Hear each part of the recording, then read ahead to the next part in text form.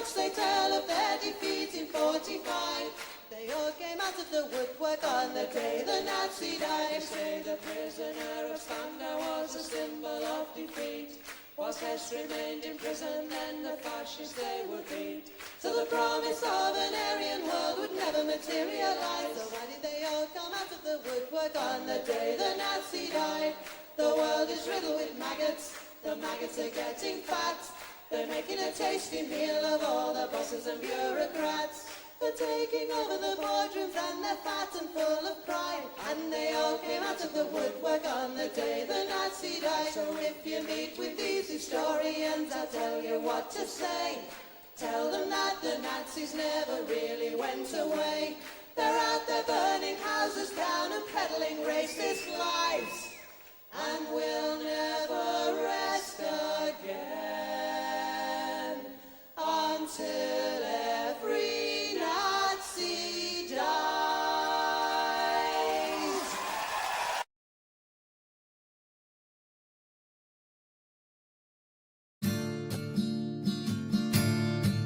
Woke up one morning and there were soldiers.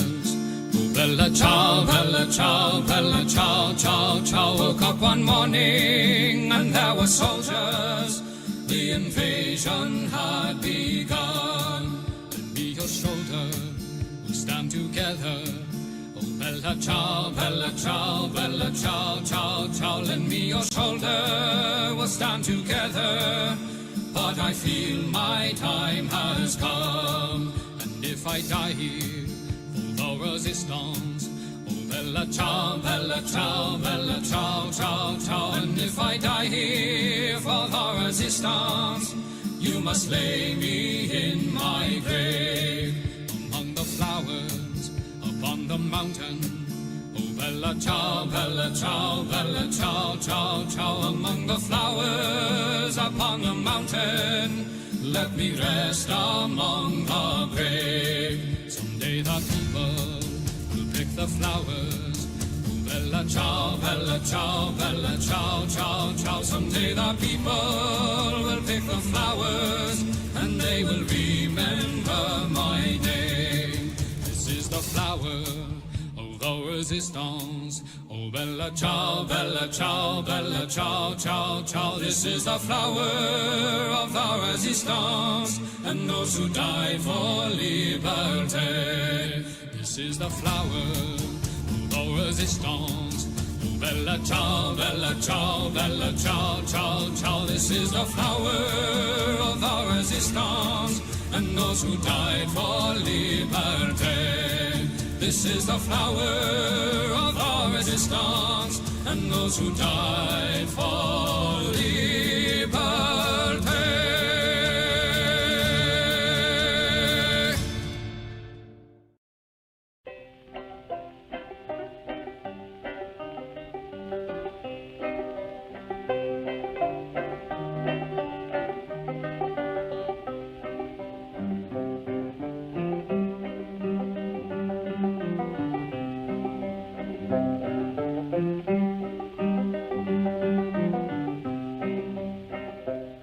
Come all of you good workers, good news to you I'll tell of how the good old Union has come in here to dwell. Which side are you on? Which side are you on? My daddy was a miner and I'm a miner's son, and I'll stick with the Union till every battle's won. Which side are you on? Which side are you on? They say in Harlan County there are no neutrals there. You'll either be a Union man or a thug for J.H. Blair. Which side are you on? Which side are you on? Oh, workers, can you stand it? Oh, tell me how you can. Will you be a lousy scab or will you be a man? Which side are you on? Which side are you on? Don't scab for the bosses, don't listen to their lies. Us poor folks haven't got a chance unless we organize. Which side are you on? Which side are you on? Which side are you on? Which side are you on?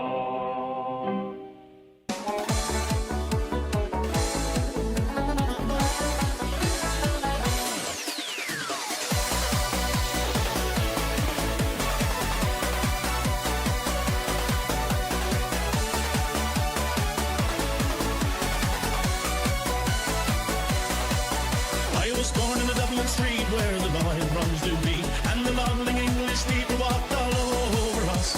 And every single night when they tell come home tight, he'd invite the neighbours out with his chorus. Come out, you black and tans, come out and fight me like a man. Show your wife how you won medals down in Flanders. Tell her how the IRA made you run like Galloway from the green and lovely lakes of Gilshandra.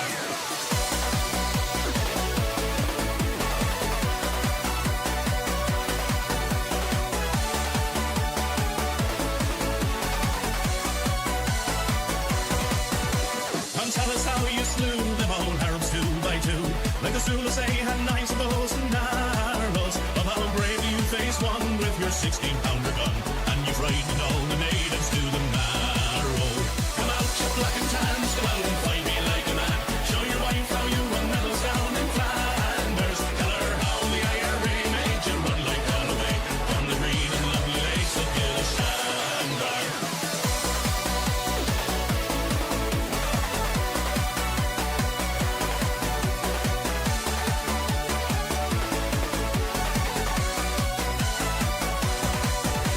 Come let us hear you tell how you slammed the brave Parnell and taught them well and truly persecuted. Where are the stares and jeers that you proudly let us hear when our heroes of 16 were executed? Come out, you black and tans, come out and fight me like a man. Show your wife how you won medals down in Flanders. Tell her how the IRA made you run like Galloway from the green and lovely lakes of Gilshandra.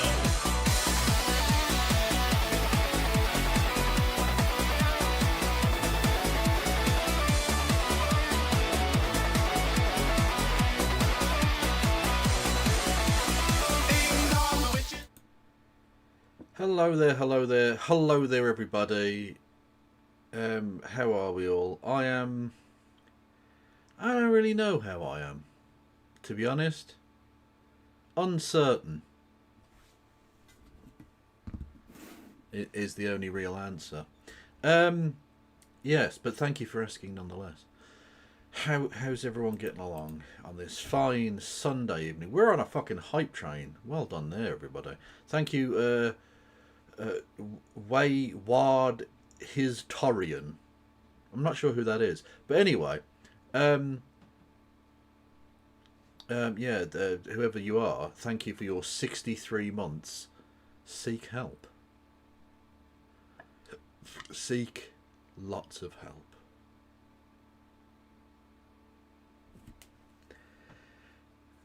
Thank you, Big Zebra, or Big Zebra if you're American and thus incorrect about such things, for 29 months of Prime. Much love to you.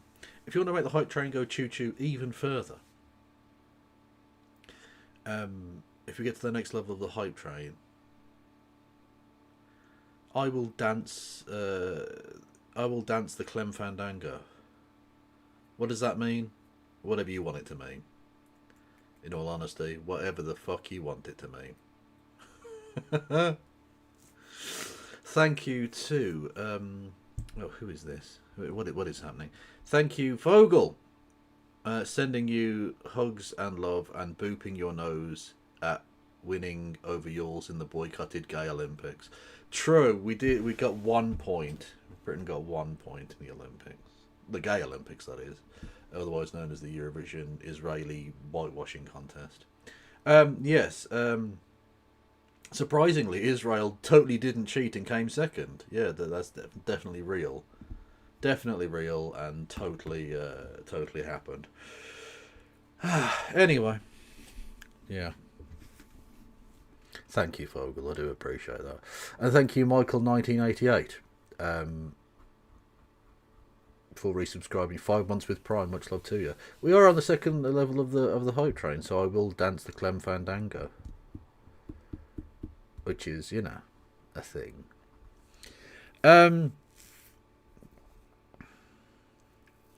Thoughts on Andy Burnham? Well, I'll get through my personal news first, if that's okay, Solly. We'll just get it out of the way, and then we don't need to talk about it necessarily.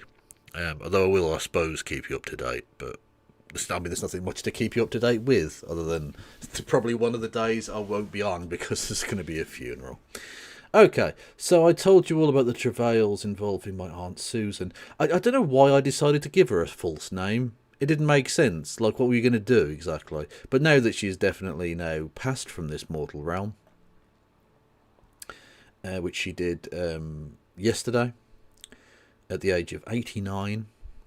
Her name was Sheila, and she was part of a duo. There was Winnie and Sheila. Winnie standing for Winifred rather than like Winston or something. And they were a pair. They were sisters. They were indeed my mum's brother's sisters. There were 5 of them in total on that side of the family. Winnie passed a few years ago. She was in her 90s. She was the elder of the eldest, I think, or the second eldest of the 5 siblings. Anyway, and Sheila's been sort of, I don't know, hovering around, not really knowing what to do.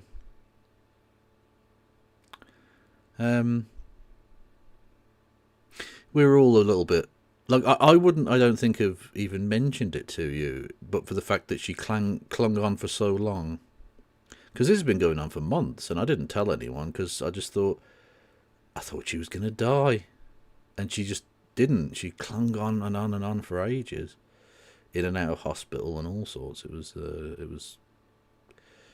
a fascinating battle for life. It was a really wonderful, terrible, eye-opening experience. Anyway, and then as soon as I tell you all, a week later she's fucking dead. Your mother's brother's sisters, not her sisters. No, my mother's father's sister, so my mum's aunts. My mum's paternal aunties. And that's actually another reason why it's so difficult for my mum, because her father died when she was quite young. She was about 12. He passed away, he had a heart attack and died. In what would have been, the mid-70s or something? Anyway, and so for those many decades, she had Winnie and Sheila to fall back on as people who knew her father. So it was like a part of him was still there. Right? And now that Sheila has passed, basically the last person who knew her father, like obviously there are people still alive at the same time, like my mother was alive at the same time her father was alive, but in terms of people who knew him as an adult when he was an adult and, you know, actually knew the guy, she was the last one. So it's sort of like her father dying, kind of, again, or that emotional support that propped up the grieving process of her father all those decades ago has passed. So it's definitely very difficult for her, and I'm trying to be there for her, and yeah, it's difficult. It's very difficult, because what can you do other than just being there for someone?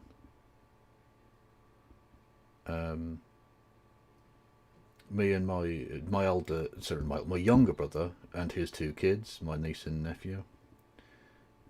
Well, I have another nephew, but that's from my older brother.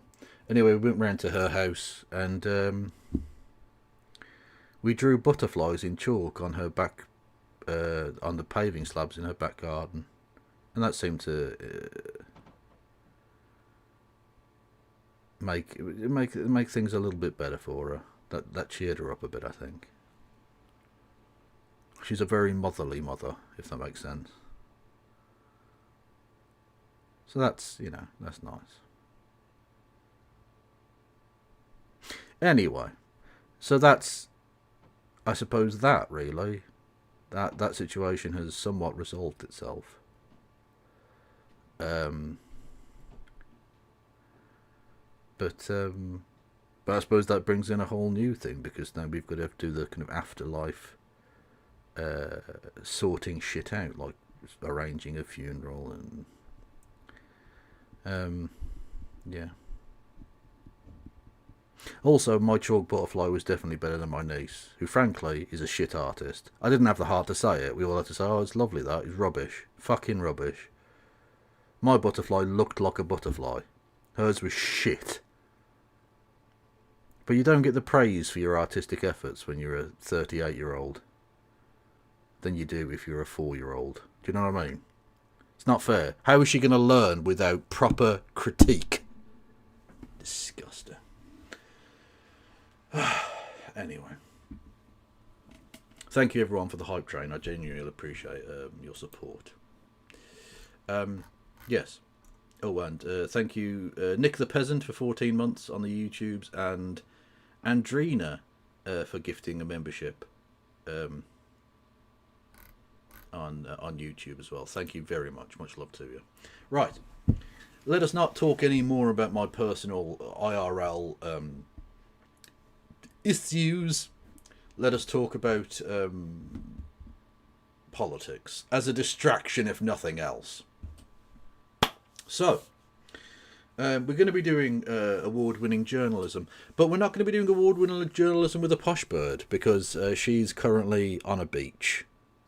Actually, she might not necessarily be on the beach, but she's on holiday, and there are beaches present. So, she will not be with us this evening. I will be riding solo. I don't know why I said that in such a declarative way. Yeah, I'll be doing it on my own. You know, that's it, the way it is. Yes, thank you everyone, by the way, for your lovely messages in the Discord when I announced my personal news and all the rest of it, and indeed in the chat today. Right. Yes, we're going to be doing award-winning journalism, and you can't stop me, okay? You can't fucking stop me, chat. But I suppose someone did ask me my thoughts on Andy Burnham. Now, for those who don't know, Andy Burnham has put himself forward as the potential candidate in the seat in Makerfield, which is in Wigan, in the northwest of England, in the Greater Manchester area, of which he has been the Labour mayor of that district for quite some time now. God, nearly a decade.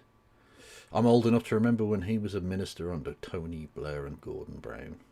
So old am I, and indeed so old is he. There are a few things I have to say. I don't think he's going to be the answer to Labour's questions. Anyone who's wondering as to whether this will be the saviour of the Labour Party, not really. He's still a fucking Liberal at the end of the day. And he's absolutely ruled out doing proportional representation in this Parliament.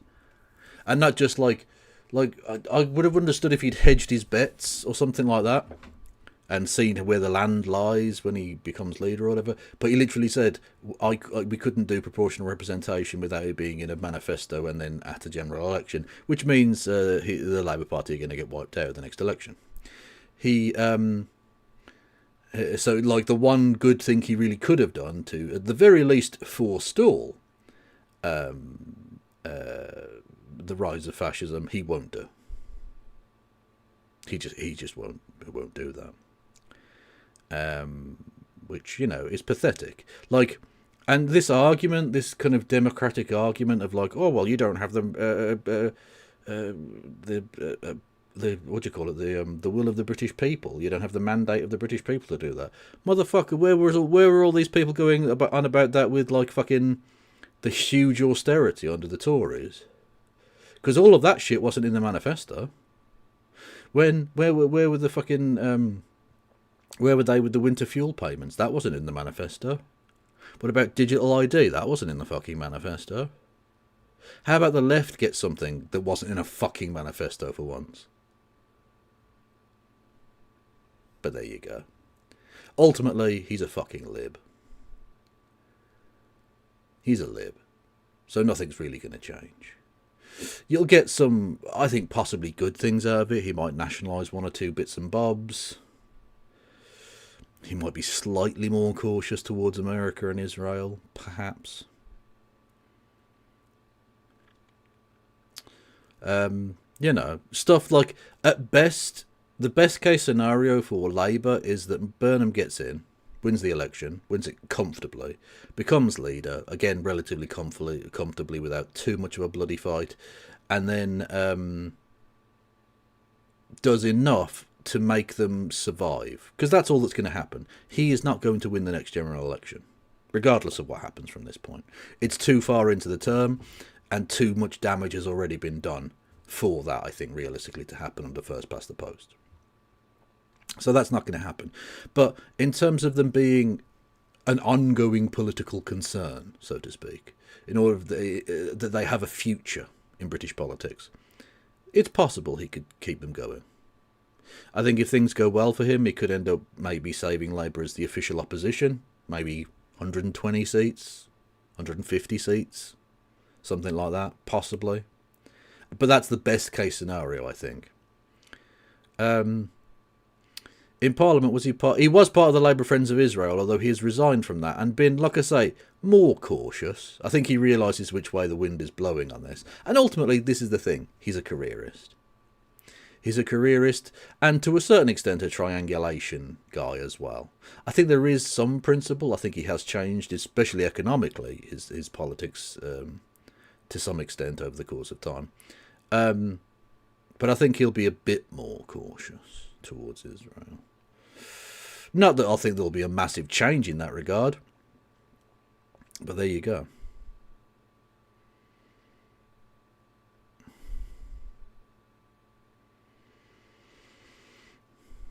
Kev, did you hear the news? Celtic won the league. I didn't just hear the news, I watched the game and celebrated like a lunatic. It was fucking glorious. What an end to a season. And, on the point of Israel, one of the main investors in Hearts Football Club is a man who also invests massively in Israel. So the fact that Hearts lost and Celtic won, a club that openly, waves the Palestinian flag and has supported anti-genocide for seasons, often with the expressed condemnation of places like UEFA and the Scottish Scottish Premier League and all of that jazz, is just a righteous win for mankind. Mon the hoops, etc., etc.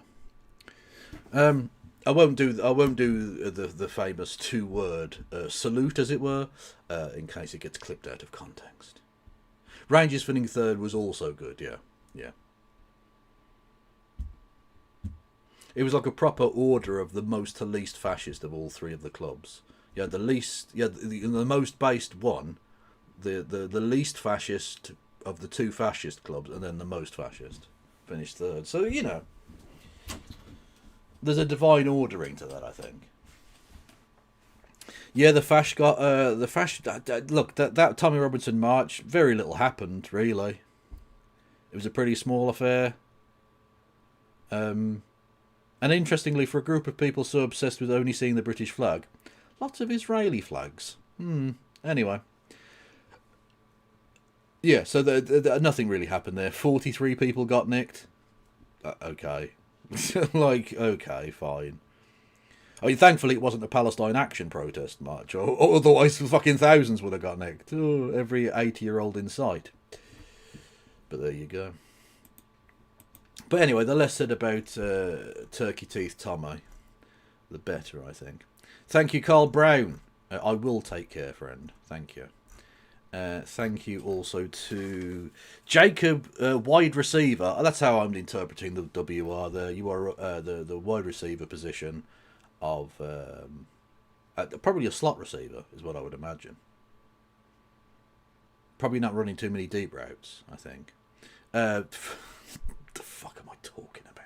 Anyway, with 20 gifted memberships, you are far too generous, sir. Much love. Yes. Anywho, shall we do some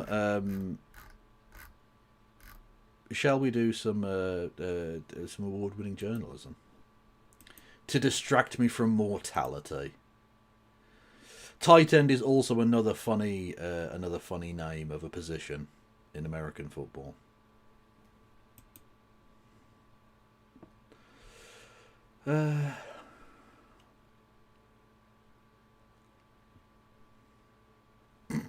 Oh, this is getting meta. This isn't even a commentary on me anymore. This is a commentary on you. This is 255 doing self-inserts.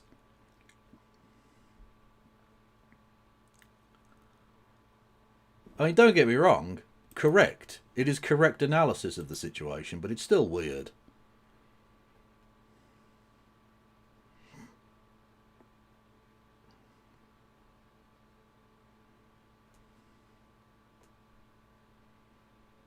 Anyway.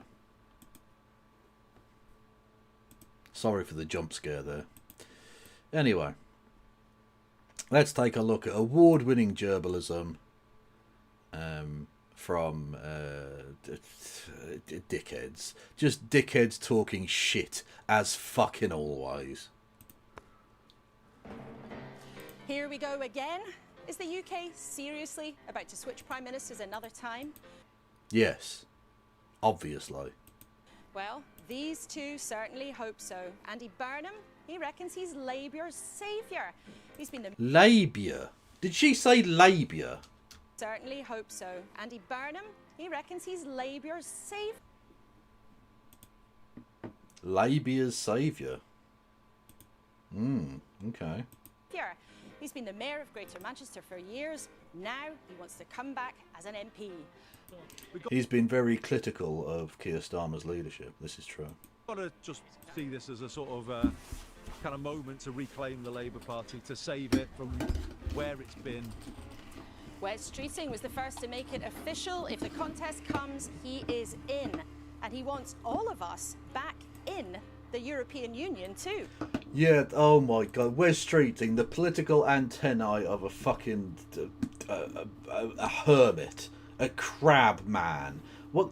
So they're going to win back the reform voting seats of the north of England by promising to rejoin the European Union. You're a minge.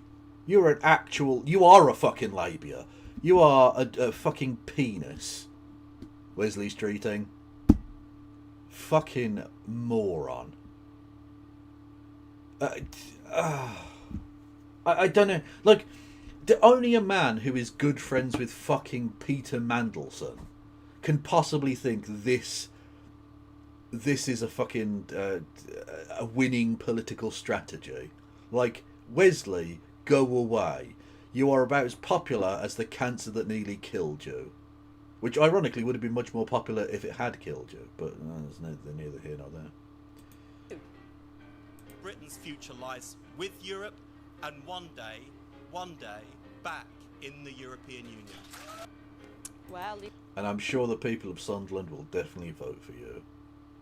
Honestly, like, any fucking Labour politician who puts Wes Streeting up as their candidate literally is saying, I want the Labour Party to die. I want the Labour Party to literally cease existing. Lisa Nandy, the Culture Secretary, is still in Team Starmer. She'll be with us this Of course she is. She's a fucking loser. morning from Salford, along with the Conservative leader, Kemi Badenoch, who's live in the studio. Who the fuck is this creature? I don't even know who this bitch is. I don't know his name. Who is he? Who is this lad? And we talked to two of the politicians whose moves Fucking Jess from down the road. Talking of people who are going to lose in the next election. Hello, Phillips. Hello. everything this week. Jess Phillips, who quit government to help push the Prime Minister to the exit. And at the desk, Josh Simons, the MP, giving up his seat to make way for Andy Burnham. I do hope she's going to do some award-winning... Hang on. Hang the fuck on. Why have they got Rasputin on? Why has Rasputin... I thought they killed him 100 years ago. What the fuck? I thought Didn't Lenin murder you? Was it Lenin that did that? I don't know. Someone did. Anyway, what the fuck? Anyway. I do hope we're going to see an award-winning I'm so distracted by fucking Rasputin over here. I hope we're going to see an award-winning journalism, and that she's going to ask Mr. Simons about, you know, the dossier that they were put together about journalists with Labour Together. I do hope that she asks him about that. That would be good, wouldn't it, if she did that? We'll see. Burnham, along with the author, Will Self, and the Westminster Watcher, Joe Coburn. Okay, Vienna! And whether it makes you clap or makes you cringe, it's Eurovision weekend. Bulgaria won and Britain bombed, but we have a special. Well, that makes a difference from Israel bombing, because Israel literally murders lots of people with bombs.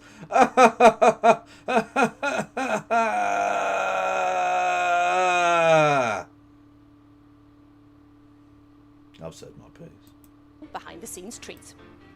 Now, some people are swanning it up in Vienna. I'm in this lovely green screen room, which will look fantastic.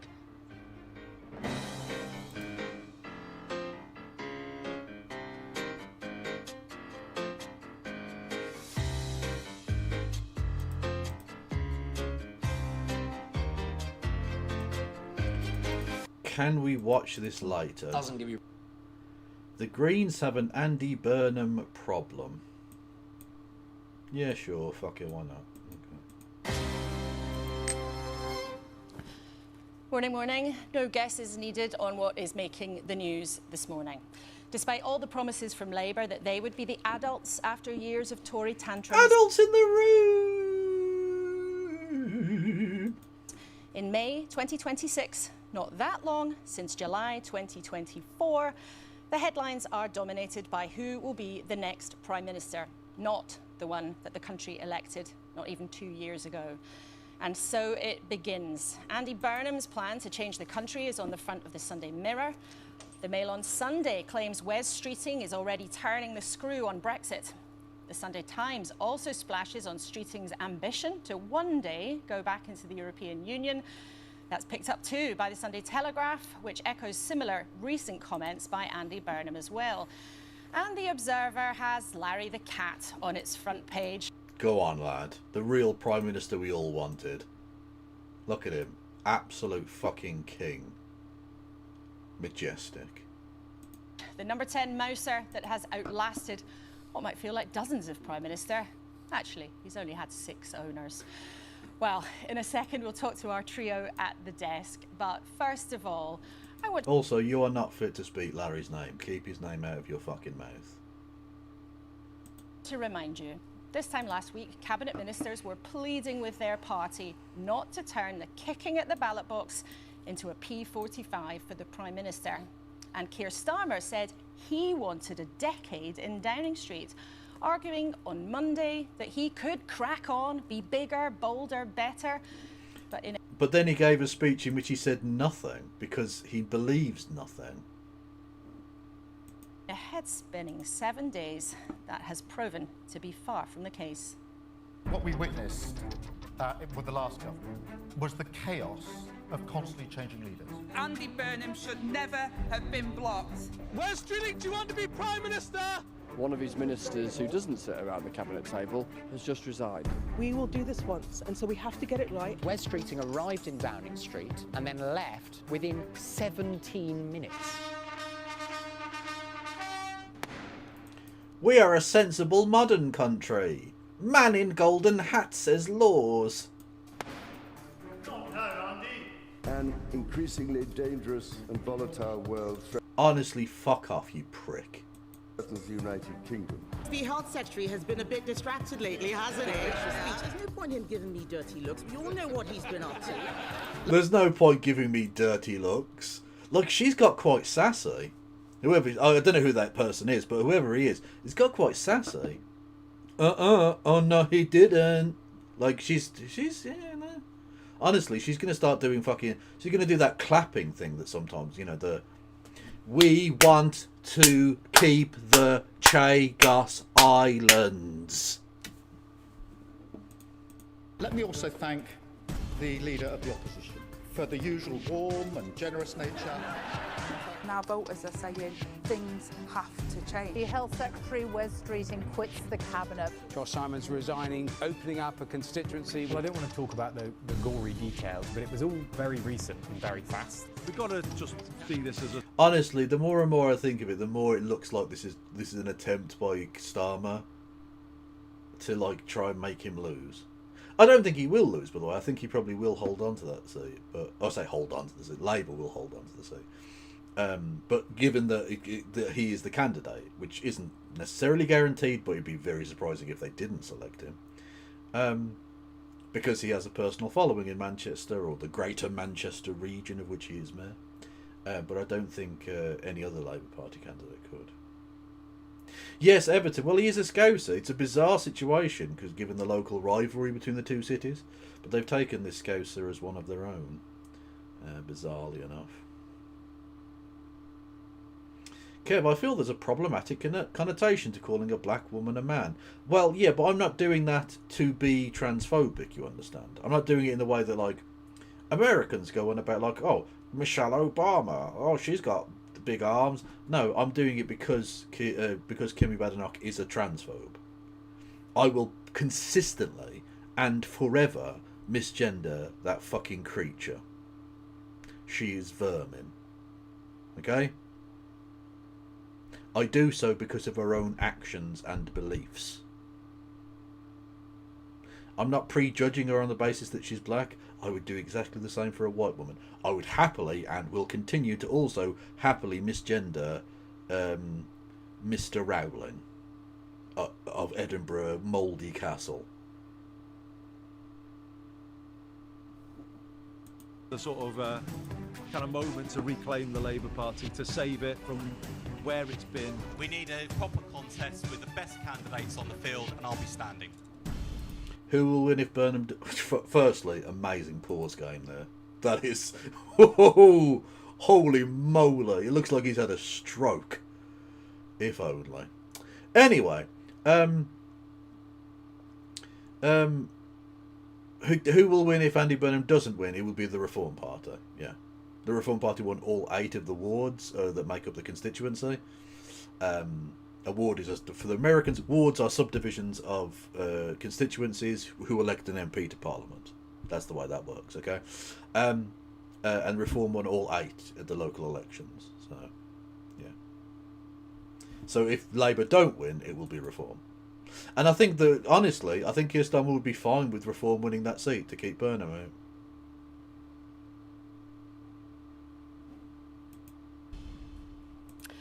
Well, there is so much to talk about this morning. A warm welcome to all 3 of you. Thank you for joining us. Before we get into the... Does Rasputin speak English? Or do they have a translator? Are we going to have to do subtitles? guts of what might happen next, Josh, is this definitively the end of Keir Starmer, do you think? Well, I think this moment and the by-election in my... Brody, don't confuse the Americans with the fucking boundary-related nonsense. I've just tried to explain it in a way they can understand. Constituency in Makerfield is actually about more than just Keir Starmer or Andy Burnham. And you might be thinking to yourself, chat, that is not a very Wigan accent. And that's because he was parachuted in there because he's a part of Labour together. Or Wes Streeting or any one of the personalities. It's about a fundamental question for my party, which is... Imagine being from Wigan and having to vote for this fucking shithouse to keep Reform out or whoever. Like, what the fuck? Ugh. Win back the trust of working class people that they have been losing, shedding, frankly. Wow, I wonder if putting in middle-class cunts like you might have been part of the problem that working-class people don't want to vote for that party anymore. Mr. Simons. For decades. If the answer to that question is yes, then I think we can get to a moment of unifying and coming together from the different traditions across my party. And if the answer is no, this is existential. And we'll get into that, but as far as you're concerned, I mean, you have made way for Andy Burnham in order that he kind of... Are they what Americans call precincts? Kind of, yes. Eventually, he hopes to get to number 10 if he wins that by-election. But as far as you're concerned, this has to be the end of Keir Starmer's time in office? I think if Andy wins the by-election, my view is that the different bits of the party should come together behind Andy. So that's the end of Keir Starmer? Well, by implication, yeah. OK. Joe? Yeah, it is. Yes, I've been watching. It is the end of Keir Starmer. I mean, even if Andy Burnham doesn't win in Makerfield, I cannot see a path, not a clear path for Keir Starmer. The writing has been on the wall for some time. If you go back to the 2024 election that you announced again, reminding us how big that majority, that loveless landslide as it's been called. Okay, that's fine. But if I go like that, it now looks like they're interviewing Cousin It, who's had some recent optometrist visits. And that amuses me. So you know what? We're sticking with it. For Keir Starmer and the Labour Party. I think the public and MPs thought what they wanted was an antidote to Tory drama, psychodrama as it's been called. And what they wanted was something more technocratic and boring, less political. Well, turns out they didn't like it. And it hasn't worked because although Keir Starmer promised competence and perhaps, yes, a more technocratic government, he hasn't done it well enough to convince people that he could... He hasn't done it at all. He's been fucking shit. God almighty. Thank you to... What happened? Things happened. I keep forgetting to... I can put my fucking noises back on because we don't have... I'm not doing newsy news or have a guest. So you can now get text-to-speech is a thing. Thank you to Hideous Lemon, who says, former Rangers fan here. Not going to lie, I wanted Hearts to win since there's not been a non-Old Firm winner since Alex Ferguson won with Aberdeen. No, I get that. I absolutely get that. But as a person of Celtic leanings, shall we say, I definitely wanted Celtic to win. But I get that from like a neutral's perspective, or from, I suppose, just a general viewer of Scottish football, the fact that it's so dominated by, well, not even two teams anymore, basically just Celtic now. Rangers haven't been very good for a long time. You know, because they're tax cheats and all of that jazz. Anyway, so it's been a bit fucking silly. Like, haven't the Celtic have won something like 13 of the last 14 fucking old leagues or something, like, which that's not a healthy competition. So I get the kind of people being put off by that. Anyway, but anyway, I'm on the hoops. Thank you, Verminsky, with 5 gifted memberships on the YouTube as well. I will happily suck your ding dong. Last until the next election. I know we're going to get into it, but I think Andy Burnham is proving that actually for Keir Starmer, he probably needs to set out a timetable for his departure, and we'll see what happens on June the 18th. And we'll ask Lisa Nandy, his colleague, what about that? He's not going to fucking step down. You're gonna have to fucking winkle him off the side of the ship like a fucking limpet. Does Kev have a fan out? Kev does have a fan out. I will move it further from the microphone. Apologies, but I do, yes. Look, he isn't going to resign, motherfucker. He just isn't. They keep doing this, and they don't seem to understand the obsession, the factional obsession these people have. He's not going anywhere. A bit like PSG. Love Celtic's politics. Would be happy to see them not win the league again, though. Well, okay.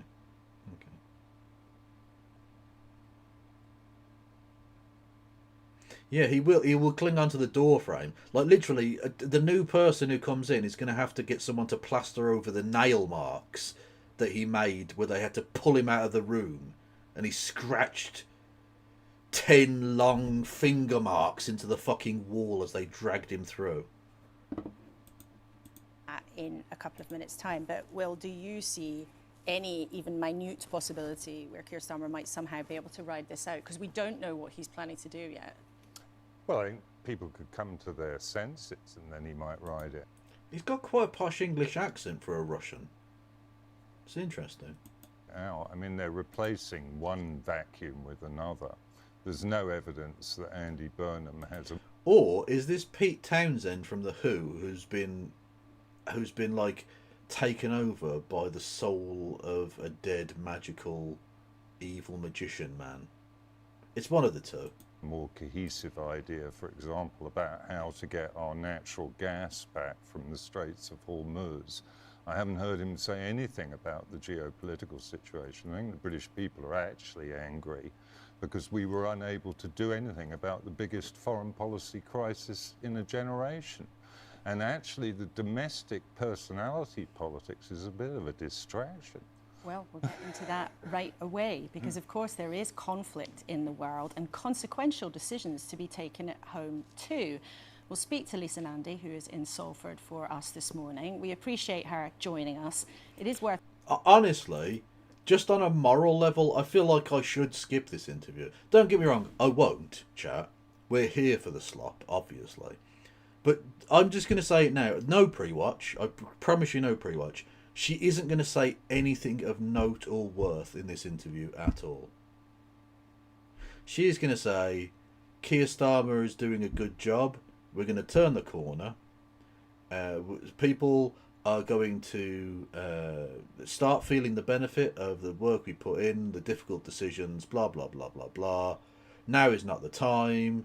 Something. Look, it's going to be that. It's going to be the entire Labour Together spiel. So it's literally sort of pointless watching it. You know? But we're going to, obviously.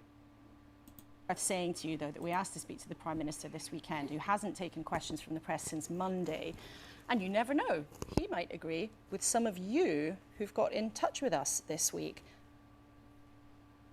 Sandra Worthington said Keir Starmer won an overwhelming majority. He's the mandate and earned the right to serve the... No. He does not have a mandate. He is there at the behest, at the say-so, at indeed the confidence of the House of Commons, which does have a mandate. The executive is entirely unelected. Stop it. MPs have a mandate to sit in Parliament. Parliament has a mandate to have confidence and elect an executive. He is some cunt. Quite literally, no, I didn't vote for him. Now, to be fair, he doesn't derive his power from a moistened bint handing out the swords in a lake.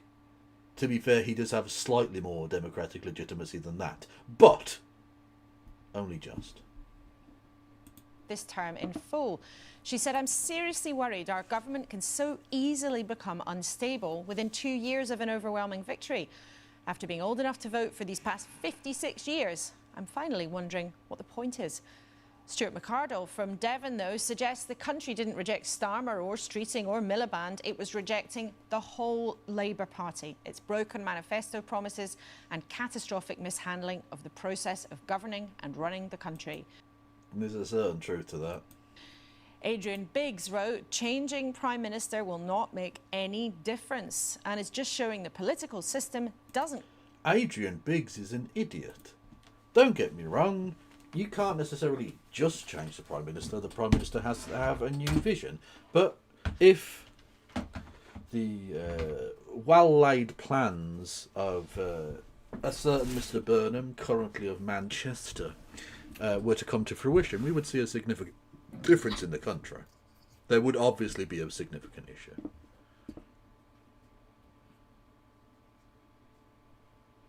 The problem is, like, Keir Starmer should have been gone 6 months ago, and the motherfucker is still going to be here in 2 months.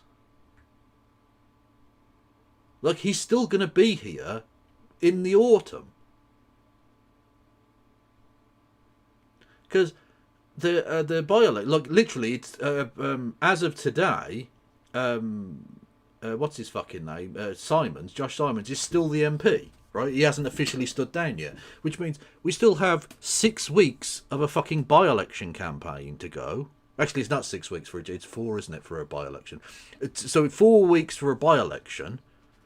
Then Andy Burnham has to take his seat, And he's not going to like launch an election bid straight away. Look, presumably he's been talking to MPs and he probably already has 81 names. But he's not going to launch a leadership bid the second he gets into London. You've got to get your feet under the table a little bit, you would feel. So, look, and then you've got to have a leadership election in which Keir Starmer is obviously going to run. Again, he isn't going to resign. So we could be talking like Christmas fucking time before the cunt's gone. How? He should have been gone last year. The Labour Party are pathetic. I said this before and I'll repeat it. The Tory Party wield the knife with like the expertise of a fucking surgeon. And the Labour Party wield the knife like someone with fucking Parkinson's. Shaky as fuck. Don't know what the hell they're doing. Care about the people, as it's all about individuals' power. Sarah Beddings described it all as a political circus. She said, "I feel as if I'm living in a crazy world, unable to make any right decisions for the benefit of the country. All this chopping and changing, who does this and who does that, who might stand for which seat, this is totally mad." Lisa Nandy, is it totally mad, less than 2 years since the general election, to be getting rid of the Prime Minister? I think a lot of your viewers, Laura, would be forgiven for being quite frustrated by what is happening and what has unfolded over the last week. I think they sent us a very clear message on Thursday. I was out campaigning across the Wigan Borough, where Josh is an MP as well, and I think we both heard loud and clear that people want more urgent, bolder, bigger, far more fundamental change in their lives. And what's happened over the last week is we've just managed somehow to make this all about ourselves, and we've had an inward-looking debate about personalities rather than talking about the things that we're going to do differently in order to meet this moment. Okay, but he had a chance to do that, didn't he? He gave an entire ass speech. We watched it on stream, and he said nothing. He said nothing. We're going to nationalise one building in Scunthorpe. Vague platitudes about being closer to the European Union, but no actual policy. Okay, so look, you had your opportunity to talk about the things you're going to do radically different, and you fucking didn't. You're a bell piece. Shut up. And convince people that we can actually keep that promise to deliver the change that we said we would 2 years ago. So it sounds like you do think it's maybe not mad, but certainly something that you've descended into rather than a deliberate and, careful process. Do you agree that Keir Starmer should be replaced? No, I don't. If I did, I wouldn't be in his cabinet. I would have... Well, that's obviously not true, because virtually every single member of his cabinet thinks he should be replaced. It's just your careerist twats, and you're not going to resign not having the numbers. Only one of you did that. Done what Wes Streeting did and left. I think that we were elected to bring an end to the chaos. I think we were elected to bring real change to people's lives and to put towns like mine in Wigan back at the centre of the conversation after they'd been let down for far too long. And I think that what you heard last Thursday in the local elections was that people feel they haven't seen enough fight from us. We've taken the fight, whether it's on things like renters' rights, workers' rights, the rights of football fans. I've still got the scars on my back from that particular fight. We have fought for people, but Really? Because the Hillsborough law still hasn't been passed? That's the second King's speech you had to put it in, because you didn't fucking pass it in the first session. You tried to water it down and then kicked it into the long grass. And there it is. It appears again in the second King's speech. You fucking useless shithouses. The one thing in the manifesto where I was like, if they get that passed, that'd be cool. I'd support that. Nah. She's on about she's on about trying to get Israeli hooligans in. That is true. Yeah.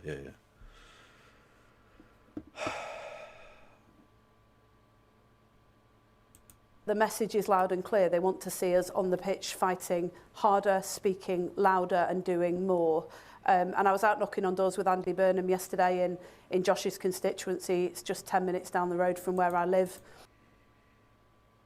It's not a good sign for you there, Andy, just saying. But what I will say is, hello, Mr. Moustache. What's happening here to the guy on the left? Look at that. Look at that facial furniture just below his nose. Absolutely glorious. There's the kind of moustache that says, yeah, I've got pictures of my penis on my phone. And you can see them if you ask nicely. And we were hearing that loud and clear. People want that, and they want voices from our part of the country and from all of those parts of the country that have been written off for too long to be heard much louder and clearer at the heart of government. I think He's absolutely... Look, when he lays pipe, it's the kind of pipe that goes across the Atlantic. You know what I'm saying? the Prime Minister acknowledges and accepts that. And I hope that what can come out of this is that we have a very strong and united team representing all parts of the United Kingdom that can turn our focus away from ourselves and back onto the country and start to meet this moment. But you don't think Keir Starmer should be replaced. Should he run then in a leadership contest that everybody expects to happen if Andy Burnham wins this crucial by-election? Well, he said himself that he will, so I think that answers your question. So you think, just for clarity, you think that Keir Starmer should fight a leadership contest, he should try and stay in number 10? Yeah, well, look, I mean, it's a very personal decision for him. I haven't spoken to him this weekend, but I've spoken to him several times over the last week. And obviously he's shown before. True, they were going to be the adults in the room, getting rid of the chaos of the trot, so now they're all at each other's throats. Because it turns out they're not very popular, actually. Who'd have thunk it? That he's up for a fight. I mean, he took on the leadership of the Labour Party. People said he wasn't going to win. He did. And I was a competitor in that contest. No, he didn't win. The Tories lost. The Tories disintegrated. And he was there by default. And watched that unfold. He then was told we wouldn't be able to get back into government after our worst election defeat in 100 years. I sincerely doubted after 2019 whether we could do that in one term. He didn't. And so I wouldn't write off the Prime Minister, but I would just say that this is a very personal decision. He's got to make that decision himself. And I think it's the job of the entire Cabinet and the entire Labour movement, to be honest, to get on with making sure that we win this by-election in Makerfield, that we have Andy Burnham, who is an outstanding advocate for the Labour movement back in Parliament at the heart of power, and that we make sure that... At the heart of power, not the heart of government, not public service, the heart of power. She's a careerist. She's hedging her bets. She wants to support the current lad, but also knows that Andy Burnham's going to be Prime Minister, so she supports him too. This person is exactly what's wrong with British politics. That we get on with delivering the change that people wanted to see. But I think people listening to you, Lisa and Andy, might be a bit confused this morning. We've seen that you were out campaigning for Andy Burnham in Makerfield yesterday. Everybody in the country knows that's because he... To be fair... Ladies and gentlemen... Right, okay. We got him! Victory is ours! To be fair, right? And I don't want to be fair to Lisa and Andy, because she's fucking awful, but... She is also a Wigan MP. The fact that she was out campaigning with a person who is going to be standing to also be a Labour Wigan MP is not massively surprising. Like, that, I will give her fair on that. I will give her a fair call on that point. That's not the end of the world. She's not, no, not Wigan, Wigan. With a G. She is an OG.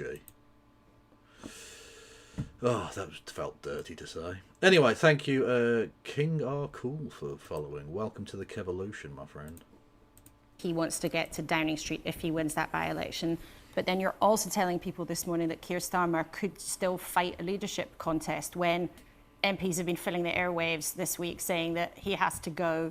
The unions have all gone public saying he can't fight the next general election. And you're still saying that decision about Keir Starmer hasn't been made? Well, it's not my decision. I mean, with the best will in the world, I can't speak for Andy Burnham or Keir Starmer or West Streeting or any of the other men involved in this debate. I can speak, though, for people in towns like mine in Wigan who want to see us getting on with the job, and I... Oh, fuck off, you Labour cunt. Jesus Christ. Anyway. I've come in to try and find out when the return of the sausages will be taking place. Well, who knows? Who knows when those sausages will... If the sausages will ever be returned. It's impossible to say. Has Andy been chosen as a candidate for Labour yet? No, because officially there's no race yet, because Josh Simons is still an MP until I think he resigns officially on Monday, if I recall correctly. So as of today, he's still the MP for Bakerfield. And so there's no like official process, I don't think, that's even started for the selection of the candidates there. But I mean, it's pretty much a foregone conclusion, you would think. Do strongly support the Prime Minister in saying that we've got to do that. I was talking to some Tory MPs in Parliament this week who were saying to me, this is how we got into this mess, is that you had this repeated psychodrama and these sort of internal wranglings in the Conservative Party. And that's how we ended up with the wheels of government just grinding to a halt. And the mess. Not really. Like, it wasn't just getting rid of leaders. It was the fact that those leaders were all fucking corrupt, evil bastards that led to them becoming very unpopular. That we inherited in 2024, we don't have the right to do that to the country again. We've got to get on with the job, but we've also got to make sure that we heed those calls that Andy and others have been making about being bigger and bolder. So this is such nonsense. Like, she's talking as if Andy Burnham's just coming back to Parliament to be like, to sit there on the back benches and be like, oh, I'm going to change everything. No. He wants to become Prime Minister. You know he wants to become Prime Minister. You know he's going to become Prime Minister if he wins that seat.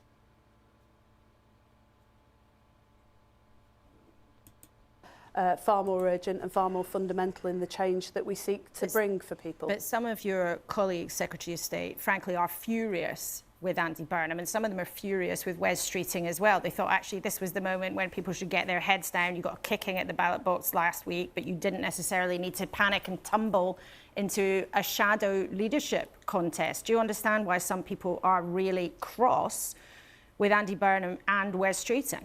Well, I think it would be better if we showed the country that we were as furious about a system that is rigged against people, that means that the future on offer for their kids is worse than the lives that they've led. I think it would be great if we were furious about the way that people are treated, whether it's in rental accommodation or at work, the way that football fans are stripped of their rights to look at. You are one of the most brazenly shameless pieces of trash that's ever been in politics. Like, Elise and Andy, I have a special hatred for, I think. Because I think, she's from a working class background and a northerner. She should know better. I don't really expect, I don't know, Emily Thornberry to know better, because she's a posh southern girl. I don't really expect Keir Starmer, having been fucking head of the Crown Prosecution Service, to know better. She should know better, I think. Same with Angela Rayner and Bridget Phillipson and... do they have any northern men in that cabinet? I'm not sure they really do they? Because I don't want people to think I'm just picking on the northern women, but I can't think of any northern men they have. I'm sure they probably do, but I haven't got a clue. They're about to get one in fucking Andy Burnham, but that's going to take a little while. After their own clubs, and I'm proud of the things that we've done in government over the last couple of years to set that right. But let's go out and be furious about people's living standards, and then let's pull together and do something about it. I don't think the public is remotely interested in the personality contest. But they are pretty interested in who the Prime Minister is, Lisa and Andy. People do care about the person at the top of the government who makes decisions on their behalf, whether they love or hate those decisions. And in the local elections, in your neck of the woods, you're right next door to Makerfield, where this by-election is going to be. At the ballot box 10 days ago, people told you overtly, brutally, that they didn't like what they saw, and they much preferred what Reformers put on the table. So isn't this a massive gamble? And the Green Party, they did finish second. Second in the national vote, no? Not going to get a shout out there? No? Okay. Oh, from Andy. Especially given that most of the Labour Party voters that left voted Green. But, no? Okay, cool. Or voted Green / Plaid Cymru / SNP. They voted for other left parties. Burnham to run there. Well, look, we got an absolute kicking last Thursday. not least If only. in my town where I've lived for over several decades and where my family is, and it hurt. It's still hurting, and there's no question about it. I feel it really deeply, personally, and painfully. But the No one believes you. message that we got loud and clear was that we have to do more and we have to do better. And We have to do the same thing but more. People weren't telling us to do different things, just to do the same thing but more of it. Literally more of the same. God almighty, these fucking people. Unbelievable. do I think Andy's taking a gamble in doing this? Look, I think it's a tough fight. There's no question about it. We lost 25 out of 25 council wards. And he... Can we get some Fs in chat? Because that is disgraceful. Wigan is a Labour heartland. Fuck me sideways. That is brutal. Absolutely horrific shit. He's gone to where it is hard. He's coming home to the borough that he's always called home, where he's brought up his family and where they still live, in order to show that we can be different and we can create that change. And I have to say, knocking on doors yesterday, Josh was out as well. We were all out in the Wigan rain, knocking on doors. I have to say that people, because of Andy's record as mayor, people who didn't vote for us last week were saying that they would vote for us again. He won every single ward in Makerfield every time he stood to be mayor, even when Labour hasn't. And that's why I make no apology for saying that. I think he is a really important voice that needs to be heard loud and clear at the centre of Westminster. Do you think the public really wants to hear that Labour would want to go back into the European Union, which is what Wes Streeting said yesterday and what Andy Burnham has said previously? Yeah, I actually think this is just a bit odd. I listened to what Wes had to say very carefully yesterday. I think someone knows that Wes Streeting is not going to be Prime Minister. So open season. Like, she can attack him. She can say, go fuck yourself, Wes Streeting, because he's not going to be Prime Minister. So that's absolutely safe as houses. And I know that he's got a strong view about this and always has had, that we shouldn't have left the European Union. And, you know, frankly, that's one that I share. I campaigned for Remain. I think it was a mistake, and I think the Brexit deal has been a real problem for us. But I don't really understand why the sudden focus on Europe. We're already, as a government, trying to repair in a pragmatic way the needless damage that was done by that poor Brexit deal to people's living standards. There is such a thing as a prime ministerial culture, but it's currently occupied by the Prime Minister.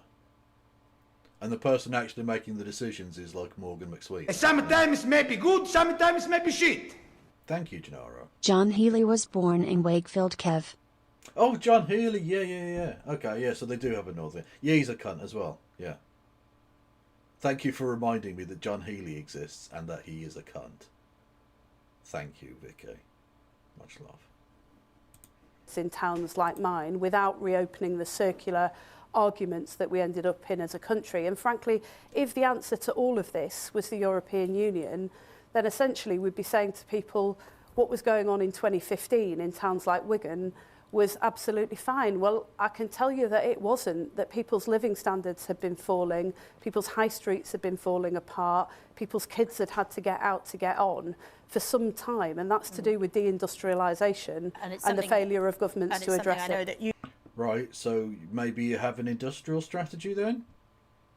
Maybe try some re-industrialisation? No, you're not doing any of that. You've written about and campaigned about for a long time. When it comes, though, to this chaos that, as you said, Labour had turned in on itself, and I noticed that you said the men who've done it this week, if there is a contest, you've run for leader before. Maybe. Yay! Liberal identity politics! Whoop, whoop, whoop, whoop, whoop, whoop, whoop. Yes, Lisa and Andy, are you going to run again and get 3%? It is time for a female leader. Would you rule yourself out of the contest? Yeah, I would. I said at the time that never again. I mean, I can't say it's an enormously enjoyable experience. But look, I put my Get prospectus... to do lots of interviews like this, Lisa and Andy. I know, it'd be great. We could do it again. I honestly think that Keir, I mean, he won that contest fair and square in 2019. He won the election. Fair and square? I don't know, man. Labour together don't seem very fair and square, to be honest. Did lie about literally everything. Said he was going to be a continuity Corbyn candidate and then pretended like he would always hated Corbyn and did everything that was against what Corbyn stood for. Don't know about fair and square. Doesn't seem very fair and square. We owe it to him to pull together as a team. But I make no apology for saying, and he agrees, that Andy Burnham and other people from other parts of the country are really important voices in all of that. And I think now is the time to demonstrate to the country that we can reflect the whole country, that we can be bigger, more urgent, more fundamental, bolder in the change that we offer, and that we are the answer to the problem. Okay, but you haven't done that because the King's Speech happened and fuck all was in it. In people's lives. I just want to ask you two final questions, but we are slightly short on time. Can you guarantee to everybody watching that the government isn't going to just grind to a halt while you are sorting this out? Just to take two decisions, for example, that appear overdue to many people. Where is the defence investment plan of vital decisions about military kit? So a right-wing talking point. Okay, cool. That's going to be spent on, and also everybody watching, we've talked about it so much, has been waiting for ages to hear what the government's going to do about social media and children. I'm not proposing going into those issues, but can you guarantee that you're actually going to keep making decisions? Yes, I can, and I've had conversations with John Healey, the Defence Secretary, and with Liz Kendall about both those issues in the last week, and we are getting on with it. I mean, I'd love, Laura, to be able to sit here and talk to you about, we're launching a bid today to bring the Olympics to the north of England. It is long overdue. I'd love to talk to you about the youth workers that we're recruiting and the youth clubs that... The Olympics in the north of England. I mean, I've got no problem with that happening, but, like, that's their big plan, is it? A boondoggle. Frankly, a waste of money. Because it didn't really help London, did it? They got a nice stadium, which West Ham get peppercorn rent. But that's not really the same thing, is it? We're building all over the country. I'd love to talk to you about all of that. And the tragedy of this week and the way that we've turned in on ourselves is that we can't, but I will make that... Yes, it's the Morton. 2012. If we just go back to 2012, everything will be absolutely fine. We can go back to grilling and no problems ever. Woo! Maybe just like when George Osborne turned up at the Paralympics and got booed and didn't realise, maybe Keir Starmer could do the same, having tried to also eviscerate the disabled. That would be fun, wouldn't it? Promise to your viewers that we are getting on with the job. We've heard the message about change. We've heard the message about urgency, and we'll go out. Sometimes it may be good, sometimes it may be shit. People are starving and their solution Olympics. Yeah, exactly, yeah. Yeah, their solution is the Olympics. Don't know about you, chap, but I don't know that this is the bold change of leadership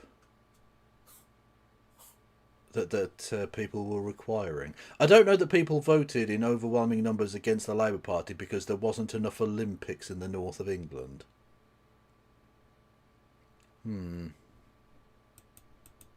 Very strange. Thank you, Plants McGee. Much love to you. Yeah, no Helena tonight. She is on hollybobs. She is vacationing. Vacationing, more like, because she's gay. Aren't we all gay? Basically, yes. For the government's dealings with the BBC. The new Director General starts tomorrow. How big a job do you think he's got to get the BBC's house in order? Enormous, frankly, and that's not because I don't believe in the BBC or think that the BBC is an incredible institution that is doing great work despite some of the recent failings and problems. It's because we have to work together with the government and the BBC to make sure that we protect and future-proof the BBC for many, many years to come and keep it at the heart of national life. I've already started that conversation with Matt Britton, the incoming Director General. Matt Britton. His name is Matt Britton.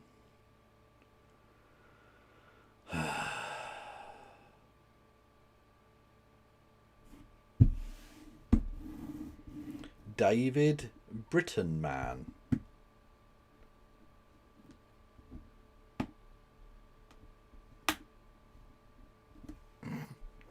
Okay. But we are determined to do it and to make sure that the BBC can continue to be at the heart of public life for many years to come. OK, Culture Secretary Lisa Nandy, thank you very much indeed for joining us from the BBC in Salford. Thank you.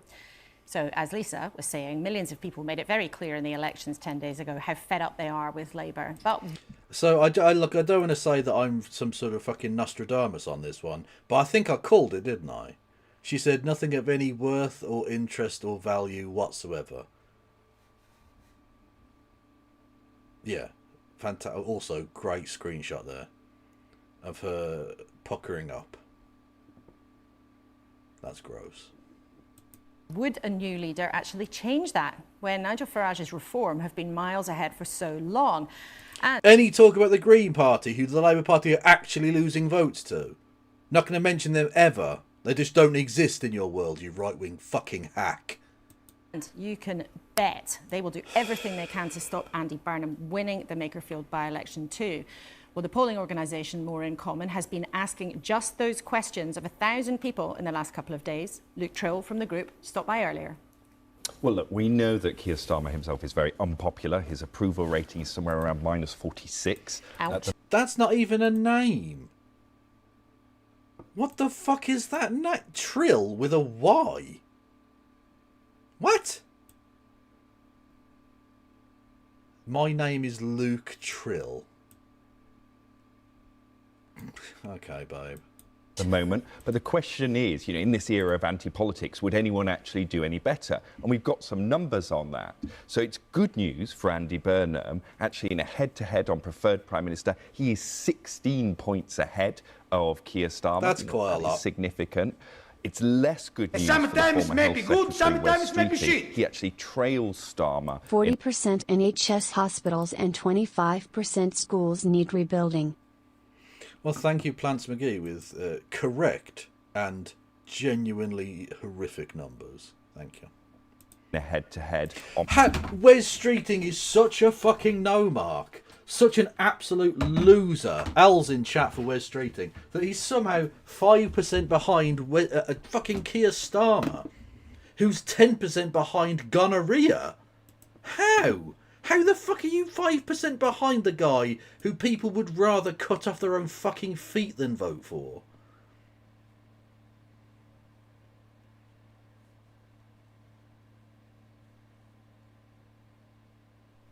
Wes, you deluded fucking creature. You absolute tool bag. Ooh. Wesley.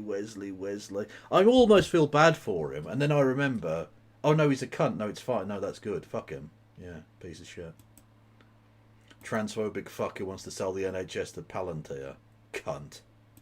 On +5, although I should say he's less well known than the Prime Minister.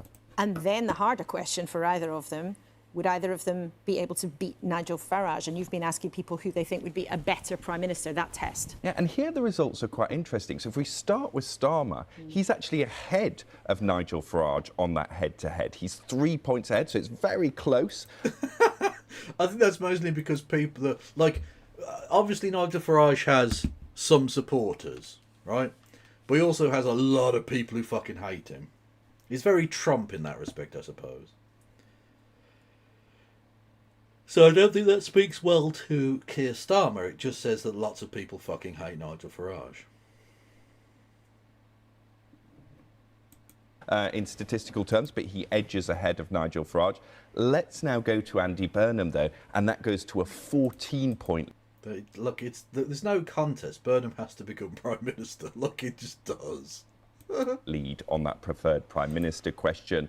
And actually, despite the fact that Wes Streeting trailed Starmer in a head-to-head against him, he's actually further ahead of... What the fuck? Who the fuck are you polling? This is just weird. I don't get this at all. Nigel Farage, he's on +7 there. That's interesting, though, because Reform is consistently, month after month after month, ahead in the polls.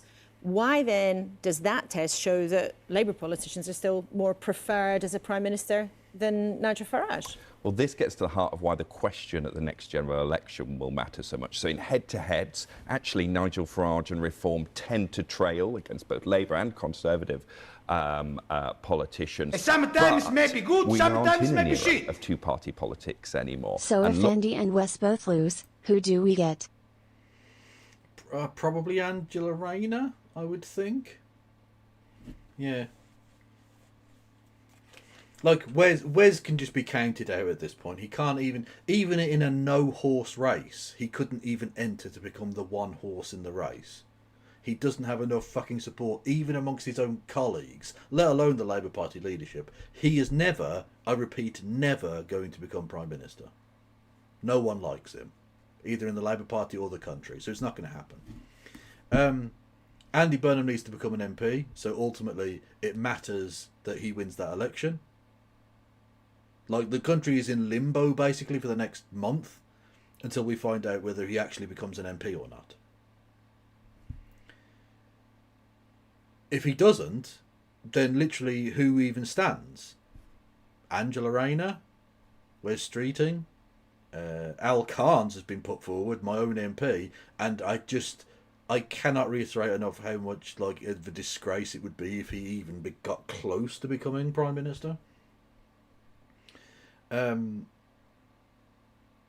Like he's a nobody that no one knows, no one's heard of. People around here don't know him. He's going to lose his seat at the next election anyway, and doesn't have any policies. Is basically sort of a Tory anyway.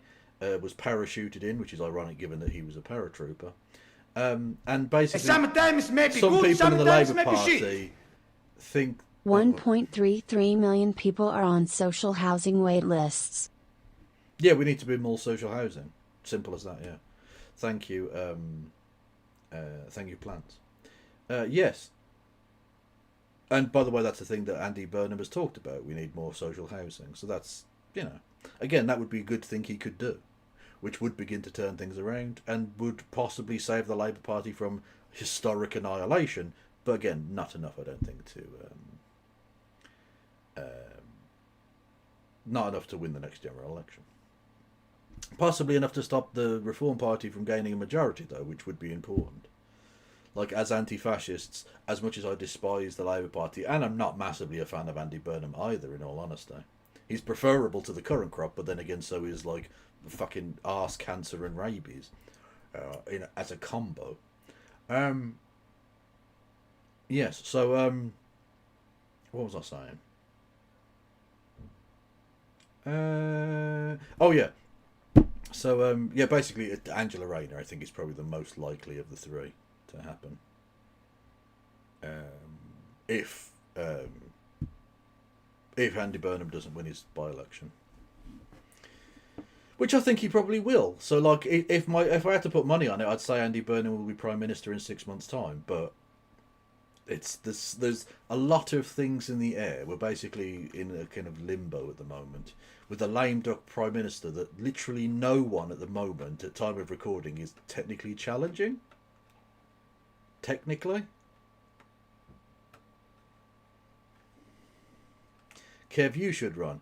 Couple of problems there. Firstly, I hate the Labour Party. Secondly, I'm not a member of the Labour Party. And thirdly, I'm not a member of the House of Commons. So it would be a little difficult on all three counts. Sometimes maybe good, sometimes maybe shit. Yeah, no. That sort of So sorry for your loss this week, Kev. People hugging emoji. Well, thank you, Rachel. I genuinely appreciate that. I genuinely do. It's difficult for me to do things that sound sincere, but I promise you that was sincere. Much love. If Burnham becomes MP, Rayner will be deputy. Very possibly, yeah. Or possibly she might be actually given a proper role in government for the first time. Who knows? Lots of those people saying they would prefer Andy Burnham, Wes Streeting, Keir Starmer would vote Green or Liberal Democrat in a general election that is allowing Reform to lead the pack on a relatively low vote share for leaders. It's such a head scratcher at the moment, isn't it? Such a complicated picture. Last of all, this is going to be such a vital 6 weeks because we're heading... You know what? Successful torching in chat there. Kev hasn't run for years. True. I can't even fucking lie. I don't fucking run places. It's so fucking true. Tip of the hat on that one. Heading towards the Makerfield by-election where Andy Burnham is standing. He hopes then that will get him on the path to number 10. But tell us about Makerfield, because it's not straightforward, is it, for a politician who likes the European Union? No, I mean, Makerfield, I think, was a very brave choice of a seat for Andy Burnham to go for. If we look at this graph here, this shows you areas that voted in the local elections earlier this month. Along the bottom, what you've got is the Leave share in the EU referendum. And what you can see is Makerfield was a very Leave constituency. It was in the top 100 in terms of the votes for Leave, where Reform do very well. And on the y-axis up there, you've got how well Reform did. And Reform dominated in those local elections in Makerfield. You know, this is prime Reform territory. But could Andy Burnham then win in an area like that? Because it looks like a hell of a gamble. Well, what this graph doesn't take into account is what you might call the Burnham factor. And one way we've got of measuring that is to look at the 2024 mayoral contest, where Andy Burnham overperformed the Labour Party in Wigan, the council area that the Makerfield seat is in, by almost 20 points. And what that does, it basically makes this a very close race. And from talking to people in and around Greater Manchester, that Burnham factor is real, right? People can point to things that the mayor has done. They see him as outside of Westminster, which is crucial at the moment. So you're going to have this battle where basically you're pitting Burnham's personal... Okay.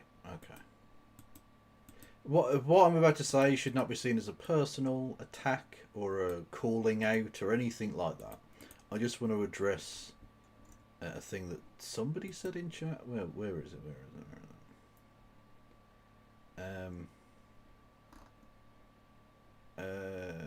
I won't say their name. They just said, "Oh, so they're a bunch of idiots then."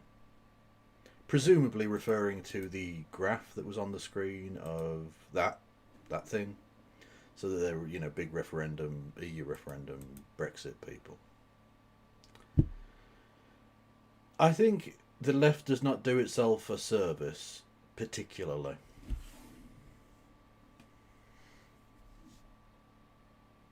When it says things like that. When the left says that people who voted a certain way in the referendum were stupid or thick or uneducated or ignorant or whatever, look, clearly some of those people were that. I've met plenty of them. Fucking hell, I'm related to some of them. But to write off entire parts of the country, and it is like significant chunks of the country, right? In places like Wigan and Sunderland and various other parts of the country, some of which is northern, some of which is not, doesn't help. These people have been betrayed, at least in part by the very people who brought us Brexit. Of course, let's not forget. I'm not denying for a second the stupidity and the irony of the people who caused the deindustrialisation, then leading these people by the nose to vote for a thing that's also going to hurt them. I understand that point. But for a lot of people, this wasn't about the EU at all. This was about saying fuck you to a political establishment which had betrayed them. This was about giving a bloody nose to the status quo. Literally, the worst thing that they could have done, the pro-EU camp, was run as the status quo. And that's exactly what they did. They ran as, if we don't do this, then chaos will ensue. Well, people looked around them at the lives of the people around them, the fact that their children had no future, their country was sinking into a morass of corruption and financial chicanery.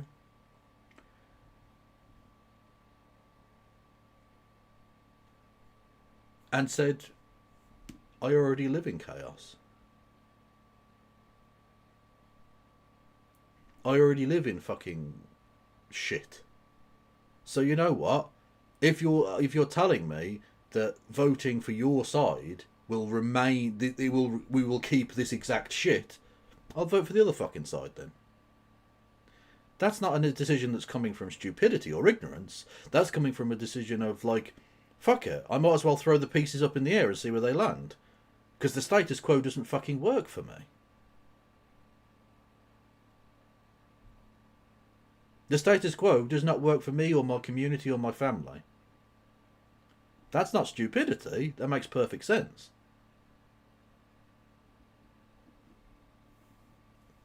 Could have been about anything. We saw this, like, we see this often at local elections. We saw it when we were in the EU, in European elections. In votes where people think they can essentially throw their vote away, they'll vote for anyone but the establishment parties. Because they want to say fuck you to these people. Which is why the worst thing the Labour Party could have done was elect the biggest establishmentarian there is in Keir Starmer. At a time of when people want desperately change, they brought in a technocrat with absolutely no ideas whatsoever. It was the worst possible thing. And we see the results of it.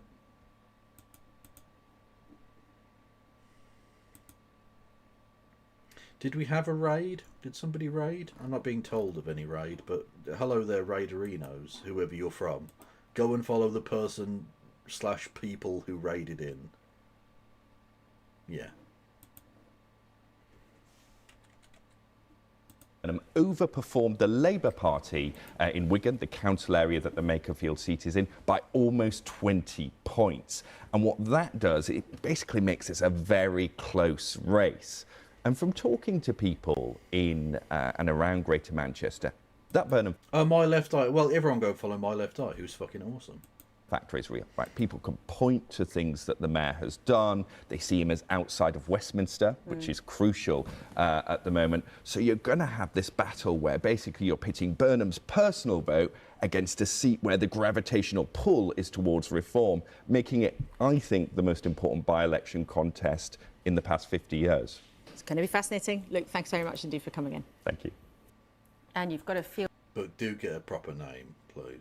Oh, haven't you? The poor people of Makerfield are going to have a lot of people with clipboards banging on their doors in the next few weeks. I mean, Joe, listening to that and listening also to Lisa Nandy, it was interesting. She sounded quite frustrated, actually, and she did quite pointedly say, the men who've got us into this situation. Yes, I think there was something slightly surreal about that interview with Lisa Nandy, because we're in this sort of holding pattern until that by-election. She is a member of Keir Starmer's cabinet. She isn't today going to come out and say, but I would like to see Andy Burnham as a future leader or prime minister, even though privately sometimes may be good, sometimes may be shit. Fascinating, and it's...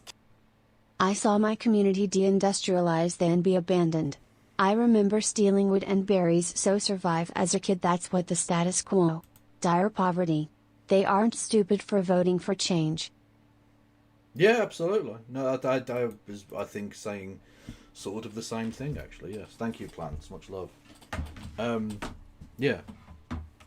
And it doesn't help the left to call people whose votes you want to hopefully... Well, not even votes, but just generally support you would like to call upon.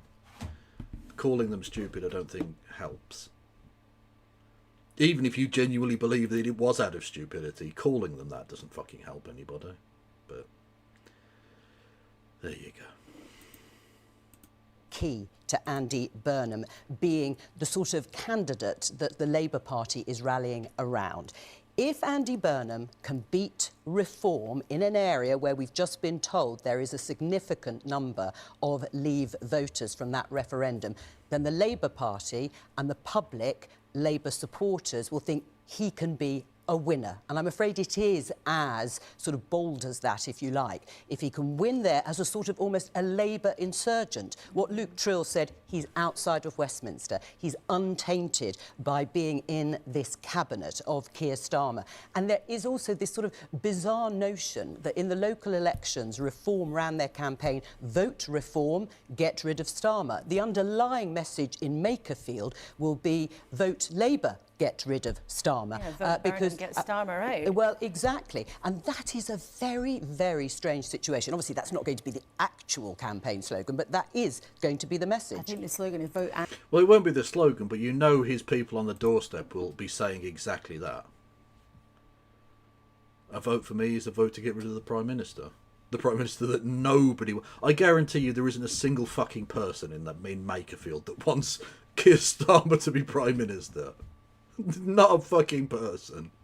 So it's a very good strategy to send out Labour Party canvassers and such to literally say you have to vote Labour in order to get rid of the current Labour Prime Minister.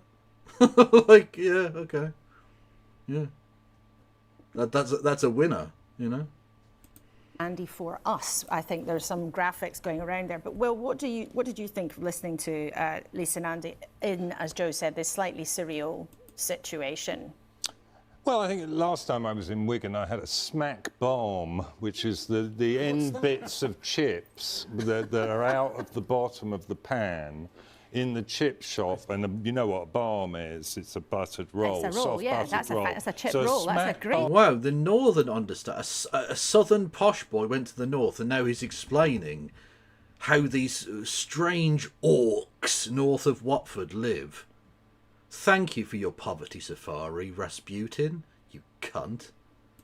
Bomb, as I remember in Wigan, was 10p. So this is a poor constituency. It's a very poor constituency.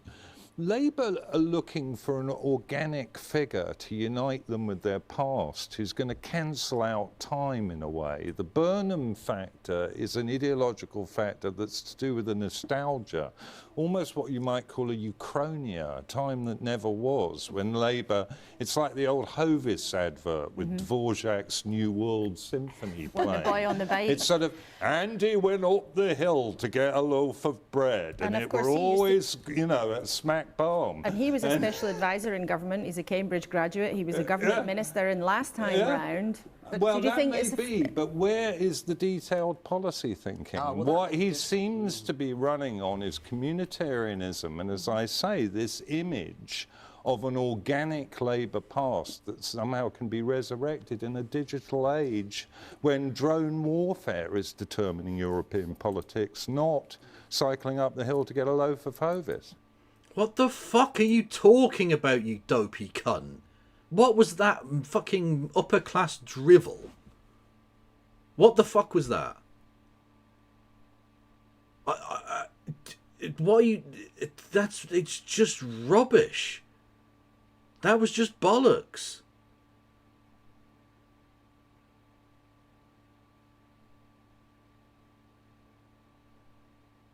It's basically said Labour are looking back to an imagined past. Well, yes and no. It's certainly economically, I suppose, to a degree, that case. But what the fuck has drone warfare got to do with what not having shit in the water? It's just, look, he has such a one-dimensional view of what northern people are, first and foremost. And secondly, when he says what are the detailed proposals, like, don't get me wrong, there should be. He needs to produce more detailed proposals, but he's standing to be an MP right now. The detailed proposal part of it comes when he challenges the leader of the Labour Party. Sometimes maybe good, sometimes maybe shit. That's the shit we vote against. Yeah, basically, yeah.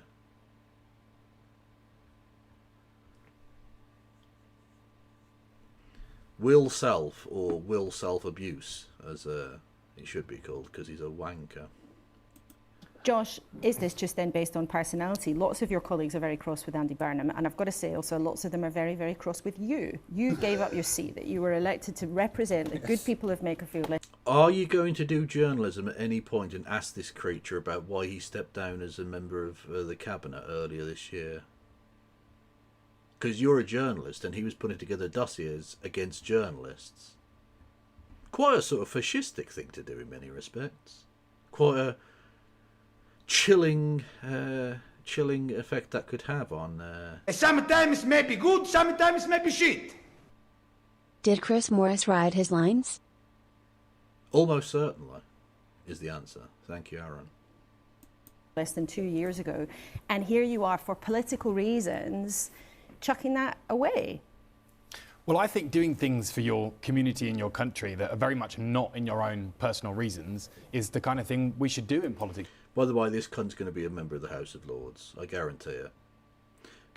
In Keir Starmer's resignation Lords list, he'll be in it, I guarantee it. Sometimes this has been a really tough decision for me and my family. I have 3 young kids. I've got a 3-week-old baby. This was not an easy thing to do, and I wouldn't... And which hospital did you steal that baby from? And are you planning to eat it straight away or let it grow a bit? I don't know. Have done it unless I really, really believed at the end of the day that this was in the best interests of the Labour Party, my community, and most importantly, the country. And let me tell you, from having been on the ground in the constituency, in my constituency in the last 2 days, people broadly agree. You know, there are some who say, well, that's a bit of a risk. You know, what if you lose? But actually, most people say this is a chance for us to be at the heart of history, to change the Labour Party for good, and to send someone down to Westminster who's got a big agenda for changing Westminster and Whitehall, and they are happy about that. But some people are fed up with all the political plotting, not just of the last 18 months, but of the last, 10 years or more. And the reports this morning, actually, that you decided you were going to do this a year ago. Is that true? It's not quite what the report says. The report says I had a pint with Andy Burnham and we talked about politics, which is absolutely true. But it's not that surprising. But when did you decide you were going to do 2 days ago. 2 days ago? Yeah, that's what I'm saying. It's been incredibly fast for me. And let me just explain how the decision happened as well. It wasn't just me, it was my wife. We did this as a family because it's about, the sacrifices on behalf of the family.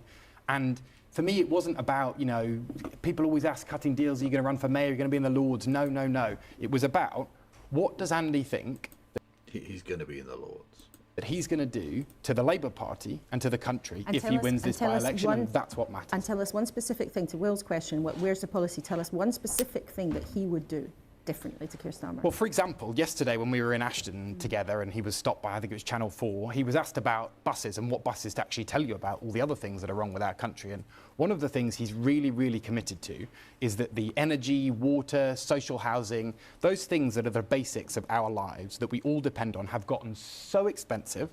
And one of the reasons why they've gotten so expensive, not the only, but one of the reasons why they've gotten so expensive, is that we've privatised a lot of them, and often the bills that we pay go to the shareholders of some private equity fund. So what, Labour Together are now pro-nationalisation? Is that what you genuinely expect me to believe, Mr. Simons? Like, actually? See, this is why I think it's a stitch-up. This is why I'm absolutely convinced it's a stitch-up. Why would Labour Together have their main honcho step aside to try and facilitate the very political narrative and positions that they despise from taking over the party?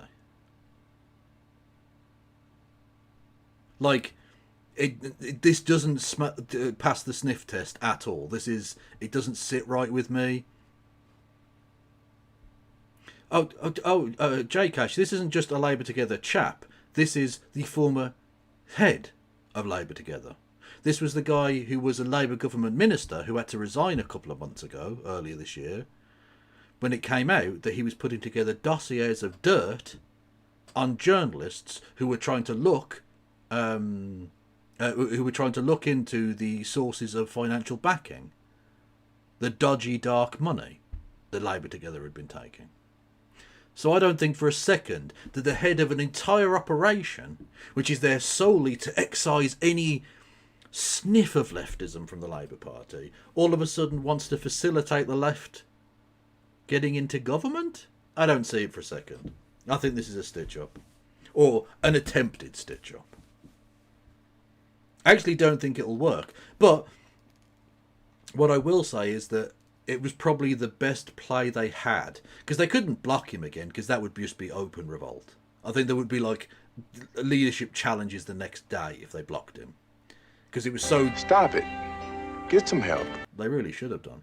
It was so damaging and so embarrassing when they blocked him the first time and then they lost that they couldn't do it again. So the best thing to do is put him in a difficult spot where he might lose. Sometimes maybe shit. You know? The suit that was Starmer was seen to be empty. They need new clothes for the Emperor. But the Emperor already has clothes with the finest stitching imaginable. I was told this to be the case. Thank you, Vicky.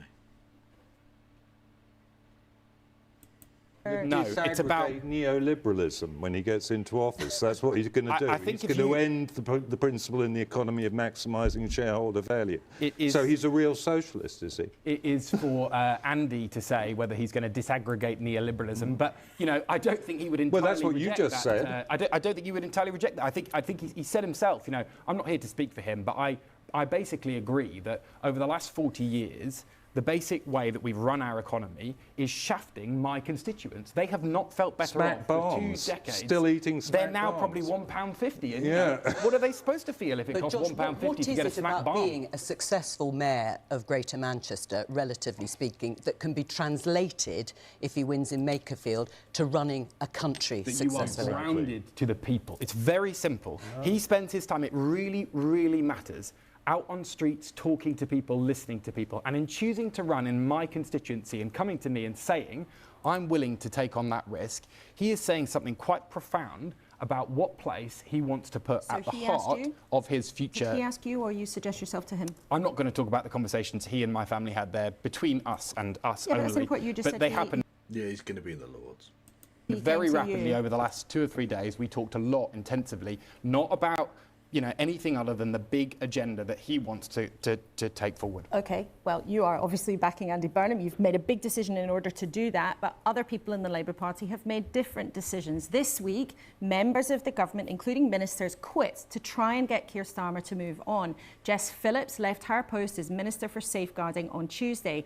Her farewell was a scathing letter to the Prime Minister, saying deeds, not words, are what matters.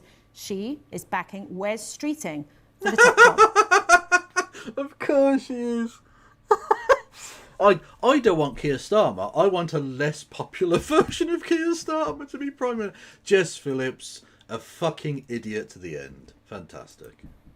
I was expecting to hear something on Monday that grabbed me and said, I get it. I get what's just happened in the local election and I'm going to be big and bold.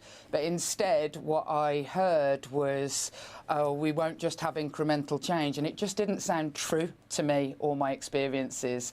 And I thought, look, if I have to push for bold change, then resigning is one way. How the fuck is Wes Streeting going to bring bold change?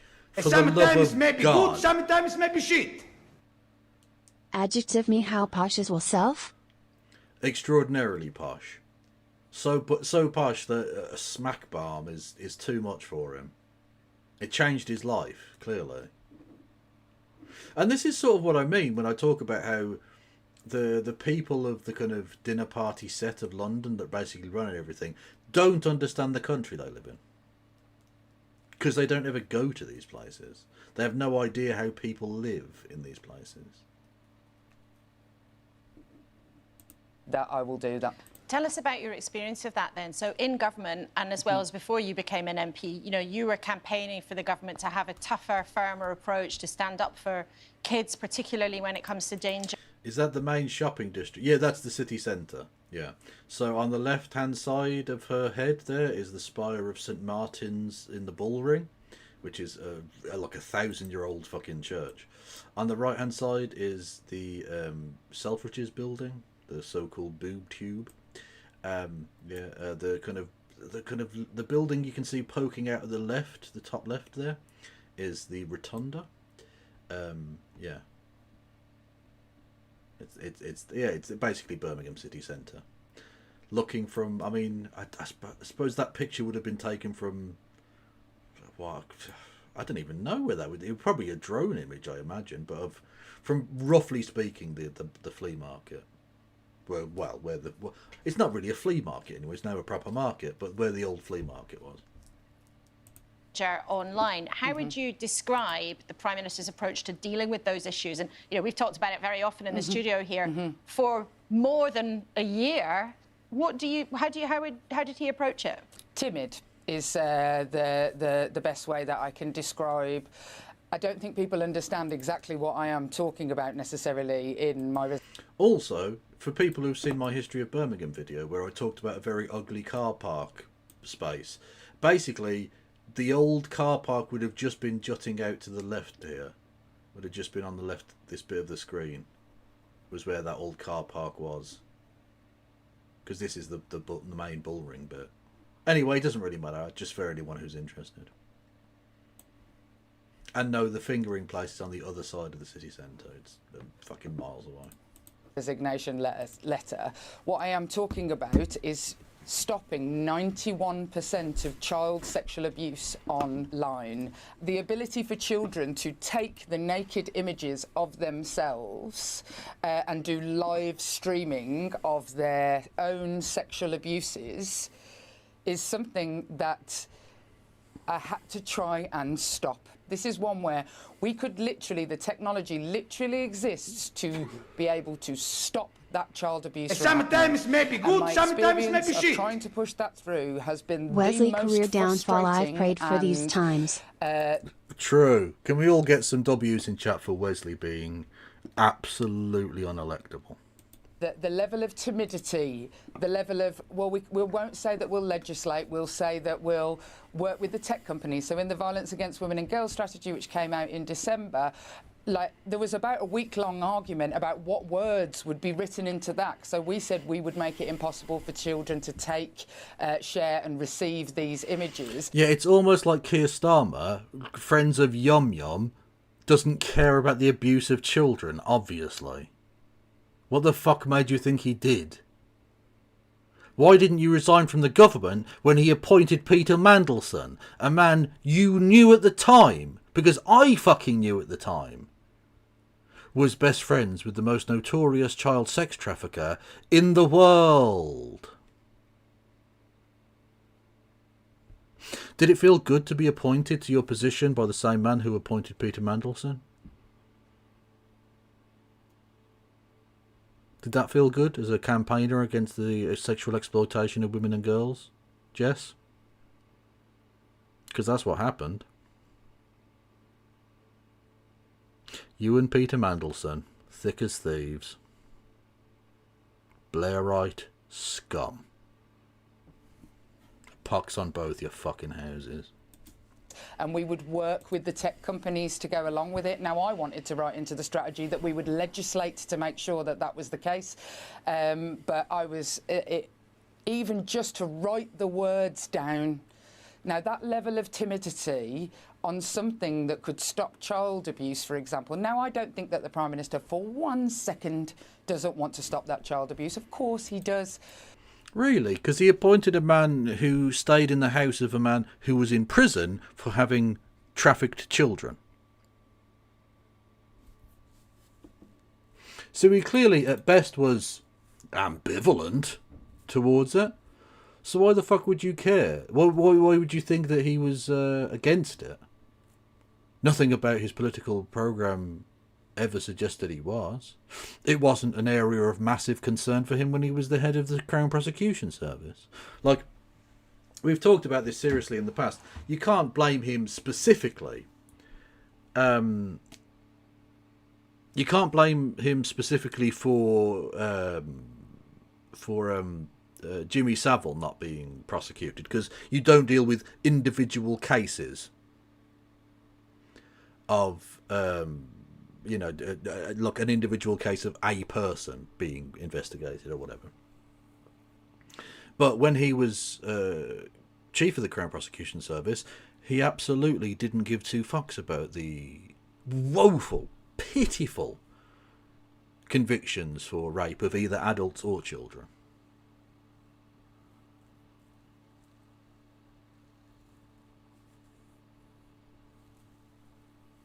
Kev, do you think Jess Phillips will lose her seat at the next election? Oh, absolutely she fucking will. Yeah, 100%.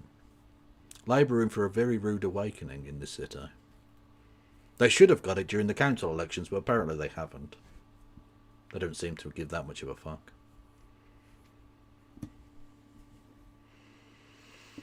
Yes, the rotunda, that's the building there behind her, on the kind of greeny looking sort of building. It used to rotate, which is why it's called the rotunda. But they stopped doing that in like the 70s or whatever it was. Because it was expensive and shit. so it's now a static building.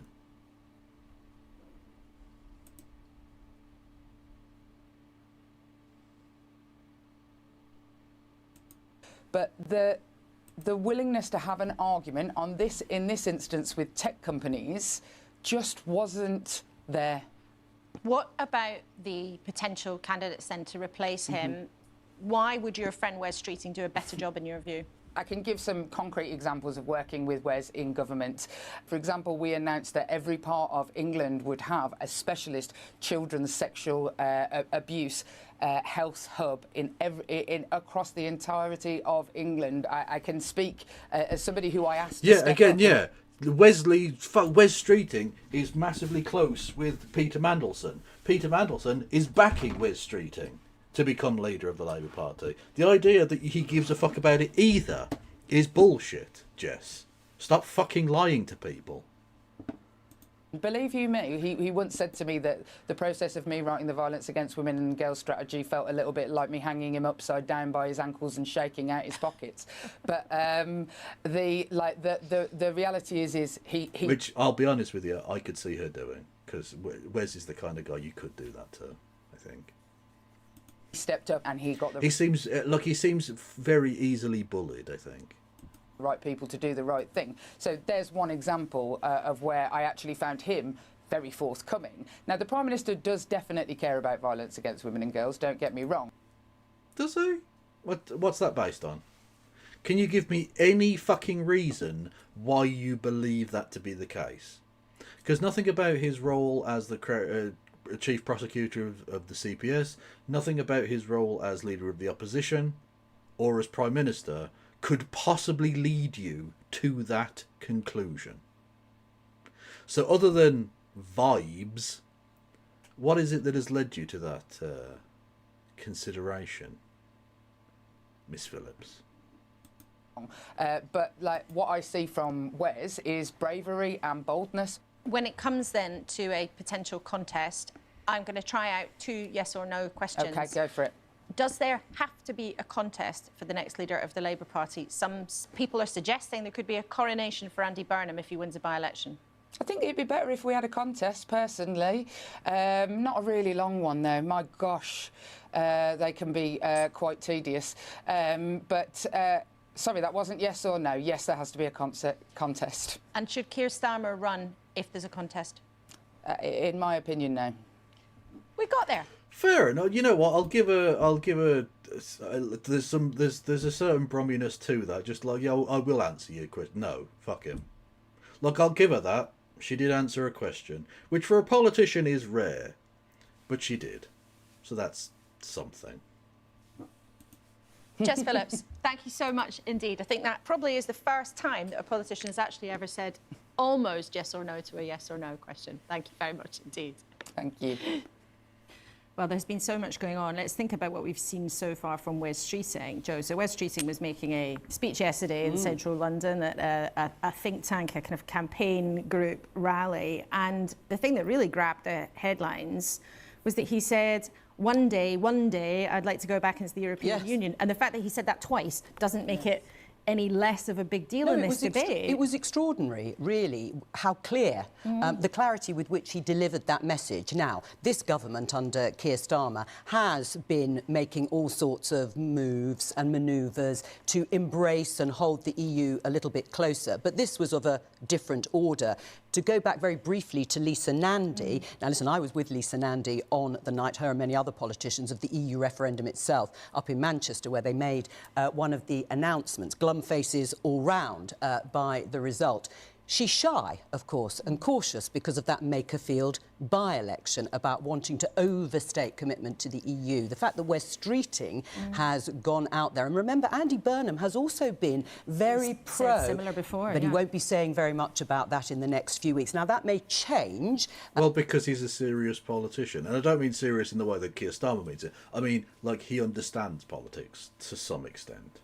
Like, he's a cunt. Like, I'm going to be saying things over the next few weeks that are going to sound like I like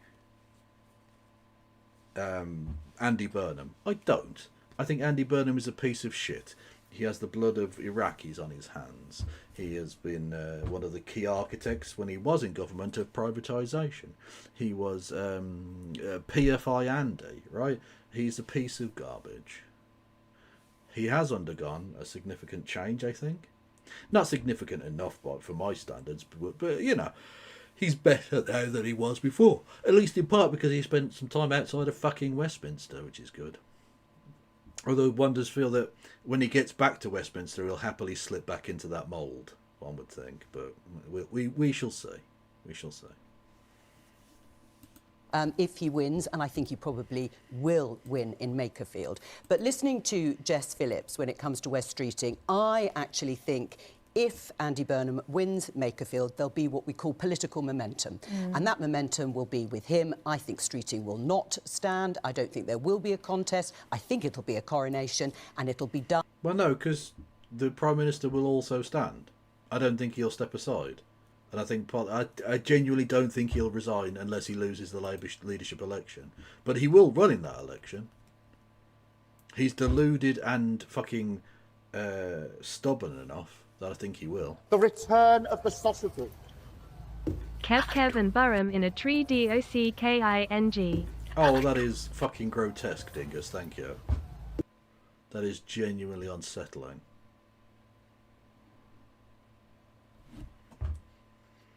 Or stay in Parliament. No, I think when he resigns as Prime Minister, I think he'll probably resign as a Member of Parliament as well, I would imagine. But either way, he won't, like... He's not going to step aside and go, oh, please, Andy Burnham, take my job. It's not going to happen. I've watched this man for long enough now. I know how he operates. He ain't going to do that. Done and dusted before the summer recess. Well, we will see. I mean, when it comes to this notion of rejoining the EU, which, you know... Oh, West Streeting will stay as an MP. He'll probably want to be in the cabinet. And I think, given how unpopular he is, and has shown himself to be amongst the Labour Party, both nationally and at Parliament, I think Burnham would be an idiot to put him in the cabinet, but Burnham is a lib. Streeting has put that out there. Burnham said similar things before, but do you think that the public listening this morning or anyone seeing those headlines will think, oh, hooray, another few years of big debate about the Constitution? I think they would have been a lot happier if Streeting had stood up and said, we have a problem with governmental legitimacy because of the way the vote on Europe is still perceived after a decade. We need to have a national debate about the mismatch in our electoral systems between PR systems and first-past-the-post systems, and we need to educate the British public again in our own constitution. But people made a decision. No, it's pointless talking. What the real issue at the moment is that we have a war going on with Russia. I have blood cancer. The blood testing service last year in London... Massive, massive W for blood cancer. Congrats. Was attacked by Russian hackers. We're in a low-intensity conflicts all over the place now. NATO is falling apart. The issue about the EU is an issue... Yeah, good. Fuck NATO. ...about existential defence in Europe. Don't people understand that? Talk about fiddling while Rome burns. We're not worrying about butter mountains anymore. But do you think, though, that the public would be persuaded by... God, he's such a London upper-class twit. He really is. Oh, could you get a more out-of-touch person than Will Self? Honestly, he's the new Ray Fiennes. I might need to take Will Self on as the new, like, wanker du jour. Politicians who want to have the Brexit debate. Sometimes maybe good, sometimes maybe shit. By politicians who want to have a Have debate huge doubt about that the way Andy will bring they PR govern too. And well, Aaron, I don't just thank you, by the way. I don't just have doubt because he's literally ruled it out. He said he won't do it in this parliament. That it would have to be in a manifesto at an election, blah blah blah. So he's already ruled it out. So he's fucking useless. Sometimes maybe good, sometimes maybe shit. He has blood cancer? My condolences. To the cancer. True. Thank you. with the people who they're governing very seriously. Not an evocation of these emotive figures. Another good bloke, Wes Streeting or Andy Burnham, who's going to get rid of the nice person that Keir Starmer is, who we hate, because he's the boring guy with the Sasco year planner. Let's get back to the pub with the good bloke. Oh, the nice man. You know, the Keir Starmer, the nice man that's doing genocide. Oh, he's such a nice man. He's such a nice man. This fucking dinner party scumfuck. Oh, I hate people like this. Ugh. Really? That's going to solve everything, is it? Josh, you sound, I mean, Will's very frustrated. Basically, you guys are arguing about the wrong things. You're not serious about the big issues of the world. Well, Will said we should be talking more about how we're governed and who we're governed for. And that is exactly what this by-election is about. In choosing to run in my constituency, one of the poorest constituencies in the area, in a working class seat that voted heavily to leave, he is putting these questions at the heart of our national And what debate. happens if Andy Burnham loses? What happens then? Well, the Labour Party's in an existential crisis at that point. We should be real about it. Would you Sure, provoke? And it's already in an existential crisis. That would put it into like a up shit creek without a paddle crisis. That's the point about risk. We have become so frightened constantly of risk, of saying, let's always manage the worst thing that could happen. And you know what? Sometimes you've got to shoot. Yeah, because you fucking put Keir Starmer into number 10. You fucking... Anytime anyone had any difference whatsoever, you remove the whip from them. Is it any wonder no one fucking speaks up? They keep going on about how you need to have... we need to have a dialogue in the Labour Party. How is that possible when any dialogue has been ruthlessly stamped out over the last decade? Well, not decade, 6-7 years, whatever. Shoot for the best thing that happens, stare down risk in the face, and I'm going to do that anyway, and that is what this is. OK, we'll be back with you shortly. Well, it's Labour's leadership turmoil that has dominated Westminster this week. But as everybody knows, it wasn't that long ago that the Conservatives were facing their own upheavals. There they all are, cycling through prime ministers like it was going out of fashion. And some voters, frankly, have not forgiven them for that. Yeah, there's one of those prime ministers you quite liked, wasn't there? Boris Johnson's biggest dick rider. But the Conservative leaders' ratings are improving. This is what Luke Truill, who we heard from earlier, found in his latest polling from More in Common. His research suggested that 8% of people would rather Kemi Badenoch as Prime Minister over Keir Who's that?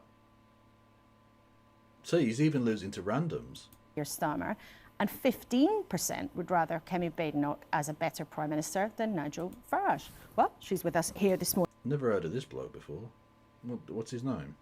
Kemi Badenoch, thank you very much indeed. Kenneth what?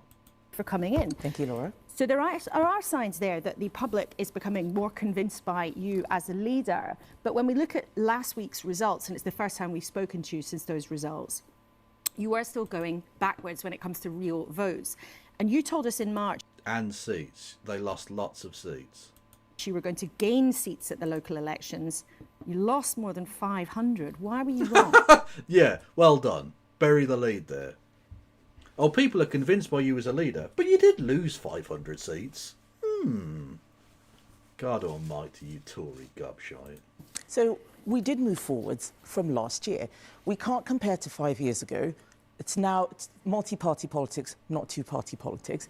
But what we are seeing right now is a very frustrated public who are voting for protest parties. And what I'm trying to say is that the Conservative Party is a new party, new leadership. The Conservative Party is a new party. You're the oldest extant party in the nation. Technically, the Liberals exist, but they're not the same Liberals as they were 300 years ago. The Tory Party is the oldest party in the nation. What the fuck are you talking about? You were electing prime ministers before they were called prime minister. You were electing first lords of the chancellery, first lords of the exchequer before my great-great-great-great-granddad was fucking born. What are you talking about? This is not about personalities. We're spending a lot of time talking about who's popular, who's popular. Being popular is not the same as governing the country. But you have No, but you have to win a fucking election to become the fucking leader. What are you talking about?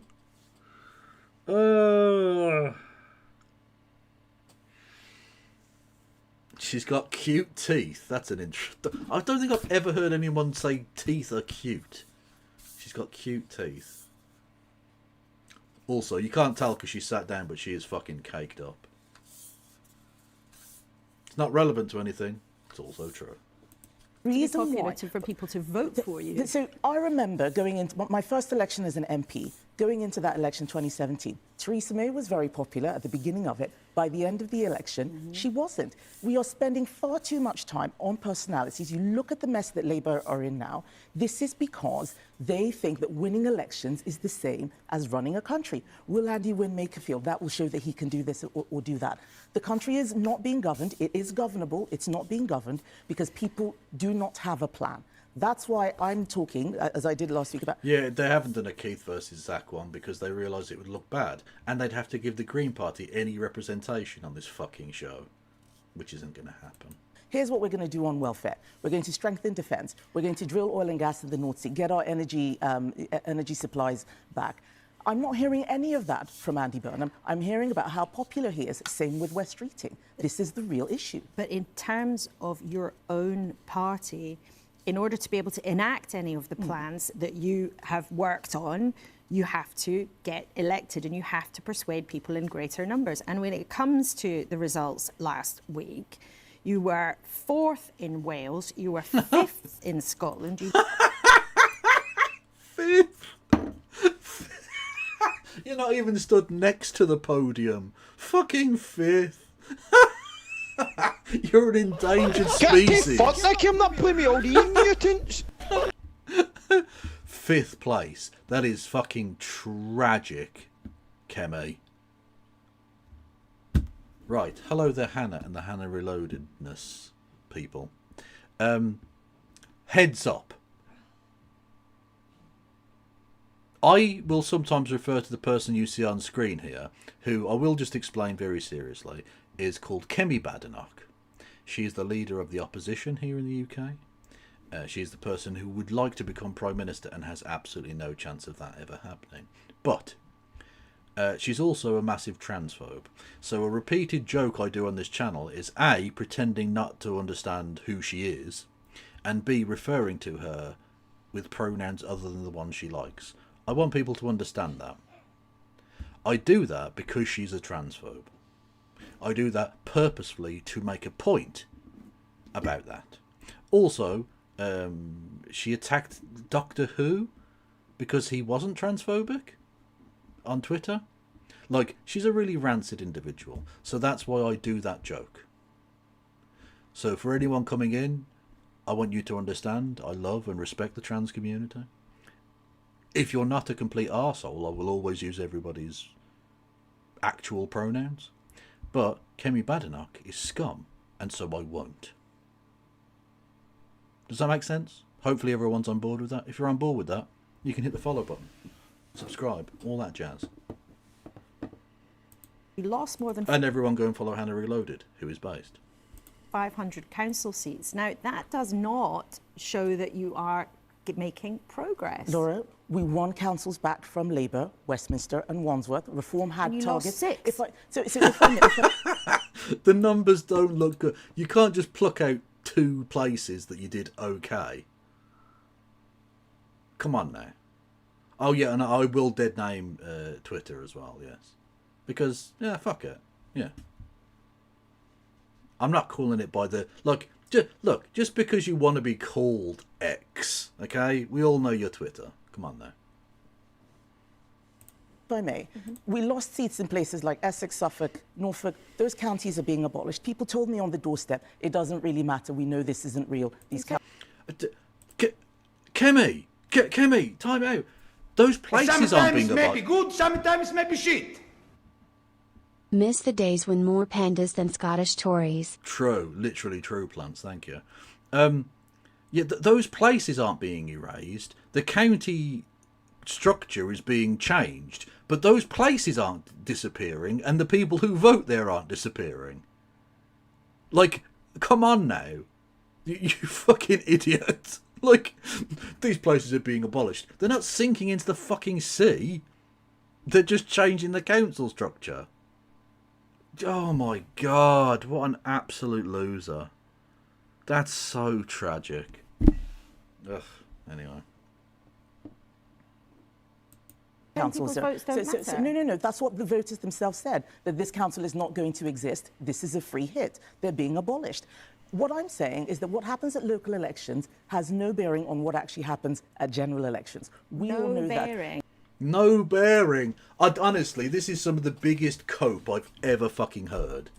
This is someone that's, like, she has skated under the radar for the last couple of weeks on the basis that the Prime Minister, a person who actually matters, is having a leadership challenge. The fact that she is a nobody, who I can rightly do the joke about, years into being the leader of the opposition, that I don't know who the fuck she is, right? But she should be being challenged as well. She should absolutely be being challenged because she is fucking failing. Now, I don't think anyone else is going to do a better job, particularly because the Tory party are dead. They have shit the bed. They have fucked over their own voters so hard that none of them want to remain. None of them wish to continue to vote Conservative. The Conservative Party are a dying breed. Quite literally, because all their voters are old. Anyway, the point being, she should be being challenged because the results that they keep getting time after time are fucking dreadful.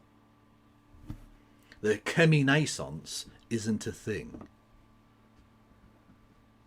I've heard Kemi doesn't know who Kev is either. Well, clearly she does. Clearly she does. Okay? She keeps dropping subtle hints in Parliament. You have to look and read between the lines, but they're there, you know. We've seen lots of people. And who can blame her? Who doesn't want to cut off a slice of the Kev? I'm a tasty cake. Win council seats. Liberal Democrats have done this previously and they're not gone into government. Let's stop talking about elections and start talking about the problems the country is facing. Hang on, there are people out there, and I know you want to say that everything's terrible, we're not going to win. The last oppositions have been 14, 13, 18 years. I've been doing this for 18 months and people can see that there is progress. We will do this in 4 years. Well, progress downhill, yes. Which, look, I'll be honest with you, I think you're doing a fucking absolutely cracking job. I think you're doing a bang-up, super-duper gangbusters job at destroying the Tory party. Which is what I want to happen. Because the Tory party deserves to be destroyed. You're awful, awful, evil people. And I'm glad that party is dying. And you are the one who has the pillow over its fucking face. So that's nice. But that's not what you're trying to do. You're trying to do the opposite of that.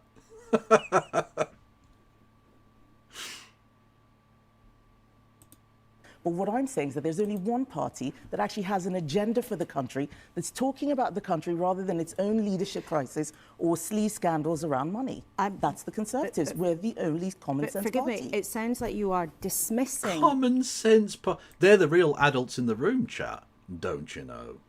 The votes of millions of people last week. And votes are the public's message to political parties. No, what I'm doing is challenging your analysis. I have said that we have done better than we did last year. Obviously, we're not doing as well as 2021 during the vaccine. You lost 500 fucking seats. What are you talking about? You got absolutely pissed on. The voters of your core areas all went to the Reform Party. Like, no amount of cope about how, oh, well, technically they're getting rid of the Norfolk the Norfolk Council or whatever. It gets away from the fact that people did not want to vote for you. Oh, I wish I had my fucking sound deck plugged in today. Because the Copacabana It's never been more needed than this. This is the copiest cope that ever coped. Bounds when Boris Johnson was winning seats like Hartlepool, which we never won before. That even in good times, we would likely have lost seats. What I am saying is that right now, there is no agenda for this country. There was a King's speech last week given by a Prime Minister who's unlikely to see out his term, where they're actually talking about banning the drilling in the North Sea even more than they've done already. This is ridiculous. No plans to cut welfare. We are spending about twice on... Who would challenge this? Well, cleverly, maybe? Assuming he doesn't get people to vote for somebody else again this time, the dopey bastard. Debt interest, what we're spending on defence and education. I'm very worried about that. And yet we keep going back to, well, how many council seats did you win? This is not what people are worried about. Right, but you're a political leader. You should be, to some degree, worried about constantly losing elections. Like that is a thing that is a concern, considering that is what you're supposed to be able to do. It's not the only thing you should be able to do. You are coping and seething. Quite literally. Quite literally. They are worried about the country, our standing in the world, whether we're going to survive, whether we're going... Say Chagos. Say it. Say Chagos. Drop it on us. ...going to be cohesive, and I am saying the Conservative Party is the only party that is actually talking about those issues. But forgive me, the way that the public communicates with political parties is how they vote. That's why I'm asking you these questions, because while you have had improvements in some of the polling, when it came to real votes, the Conservatives went backwards in some parts of the country. And when it comes to a general election, people vote differently. Okay. I'm not dismissing local elections. So these actual results that did happen are bad, but the ones I'm imagining in my head at a general election are really good, actually, so that's fine. Literally, her source is, she made it the fuck up. She is literally doing the meme. She is the meme. Elections. We've won some councils. We've taken places that we were not expecting. We took some seats back from Reform. You lost Solihull down the fucking road. You've held that place since forever. And now with the Lib Dems, they're putting into no overall control. You're losing out to the fucking Liberal Democrats now. Honestly, it's... that's a resigning matter in of itself. You're losing votes to a guy who hobby horses. And not as like he actually is interested in hobby horsing. He's a fat old man who pretends to hobby horse and then fucking injures himself doing so. In between strangling postmasters to death, of course, which is his sexual kink. There is still a long way to go. I'm not pretending that there isn't. I'm not saying job done. There are a lot of issues which meant that we were removed from office. You talked about them previously. Sure. And the reason I'm asking about it is because it's the first time we've had you with us since what was a really big set of elections. But there are other things that we would like to talk about.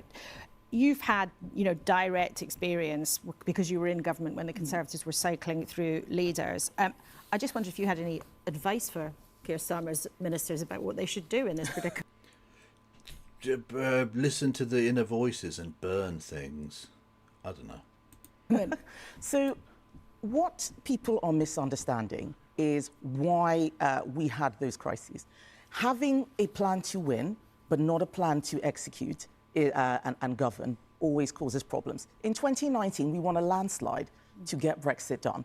We left the European Union, we became popular because we delivered that one thing. But there were other things where we didn't have a settled view on. How we were, house building. COVID, of course, created lots of difficulties and differences of opinion. The Labour Party is the problem. It's not Keir Starmer or Andy Burnham or West Streeting alone. It is all of them. Just listen to Jess Phillips. That was an incoherent mess. That's one of their former ministers. That's somebody who's going to be picking the next Labour leader. She can't articulate a brief which she has held for nearly 2 years. She's talking about West Streeting wanting to do, you know, being more popular. Maybe they'll have an election. This is a game but I'm talking about the Conservative Party and actually what happened during your time in office. What my advice for Labour ministers was. Well, indeed, but the time actually when you were in office, the two big moments when the public turned away from you were actually over Partygate, and then when Liz Truss's, you know, short tenure caused disruption in the economy. Mr. Satnav, if we were going to rejoin the EU, we'd have to have another referendum, and there is absolutely no appetite for that amongst the political leadership. Having gone through the initial Brexit process, they don't want to reopen any of that shit. That's why we're suggesting that there was just like, no one wants that.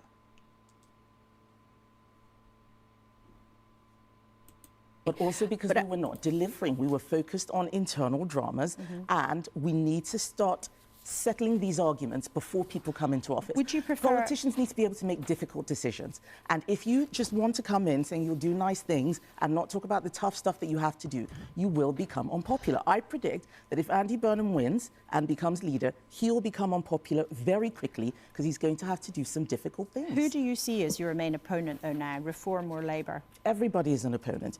Reform, Labour, the Greens, the Liberal Democrats. No, she meant we got a shout out. Thanks.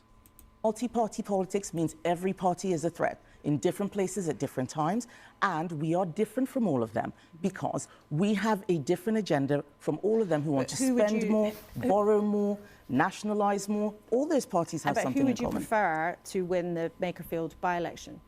Labour or Reform? Honestly, in terms of what's going to happen to the country, it won't make that much of a difference in the long term. Both Labour and Reform are run... Notice how she's not saying, I would like the Conservative Party to win that election.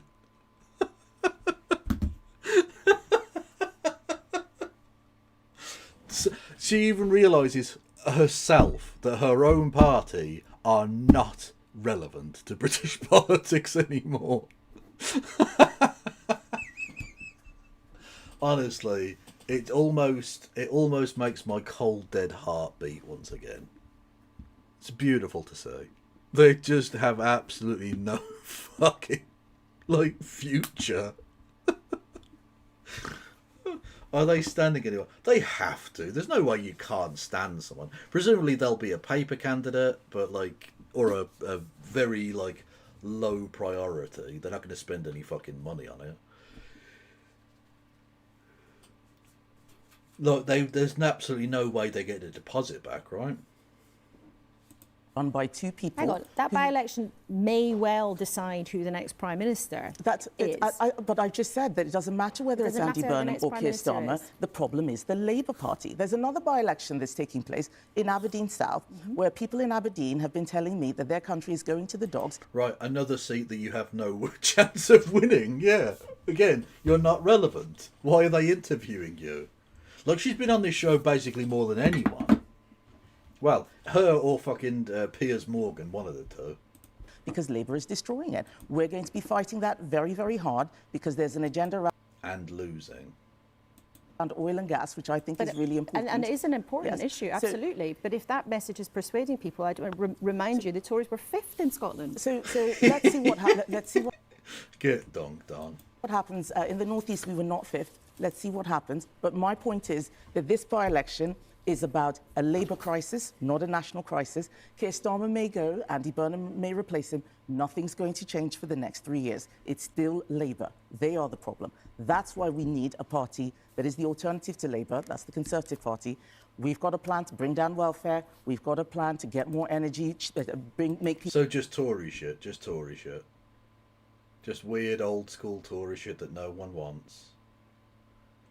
Yeah, why not recycle the old dead hits that nobody enjoyed the first time? People's bills cheaper. That's what people want to hear about. And just in another surreal moment of 2026, the American star Nicki Minaj shared one of your performances in Prime Minister's Questions this week, saying that one day there'd be a film made about you like there was about Margaret Thatcher. If there were, who would you like to play you? Isn't Nicki Minaj married to a rapist? Or am I mixing her up with somebody? I'm sorry, I haven't thought anywhere near that far. I have to have a look. I think it's very flattering, Nicki Minaj saying that. I do like her song Starships. Any of the others? Any of the other songs? That's the one that I know. Do you also enjoy that bit in that song where she says, "I'm higher than a motherfucker"? That bit?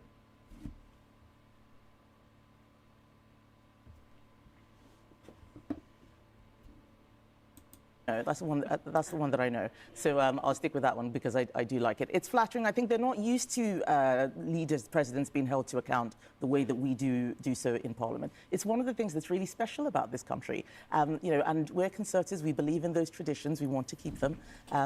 They're very important. Okay, Kemi Badenoch, thanks very much indeed for coming in. It's Thank been you, a Laura. very, Should Will Smith play him? Yeah, that'll do. very busy week, and we appreciate your time. Thank you. Well, then let's go and have. He's gonna have to do some fucking squats though to get caked up like her. He's gonna have to put a lot of work in because that man has little back. A final word with our trio over at the desk. Will, what did you make of Kemi Badenoch? So it doesn't make any difference who the Prime It's Minister a is. bit of a narcissism of small differences because I feel that Kemi's really describing her own dilemma when she talks about Labour. The Tory party is completely... Yeah, I was correct. I was correct. Nicki Minaj's husband, Kenneth Petty, sentenced to 1 year of house arrest. And for failing to register as a sex offender. Kenneth Petty was required to inform authorities he'd moved due to an attempted rape conviction from 1995. So she knew about that and married him. Yep. Just classic Tory shit. disaggregated. Naturally, she's MAGA, of course. It has its own old alliance between shareholder capital, the shires, Conservative associations is in tatters.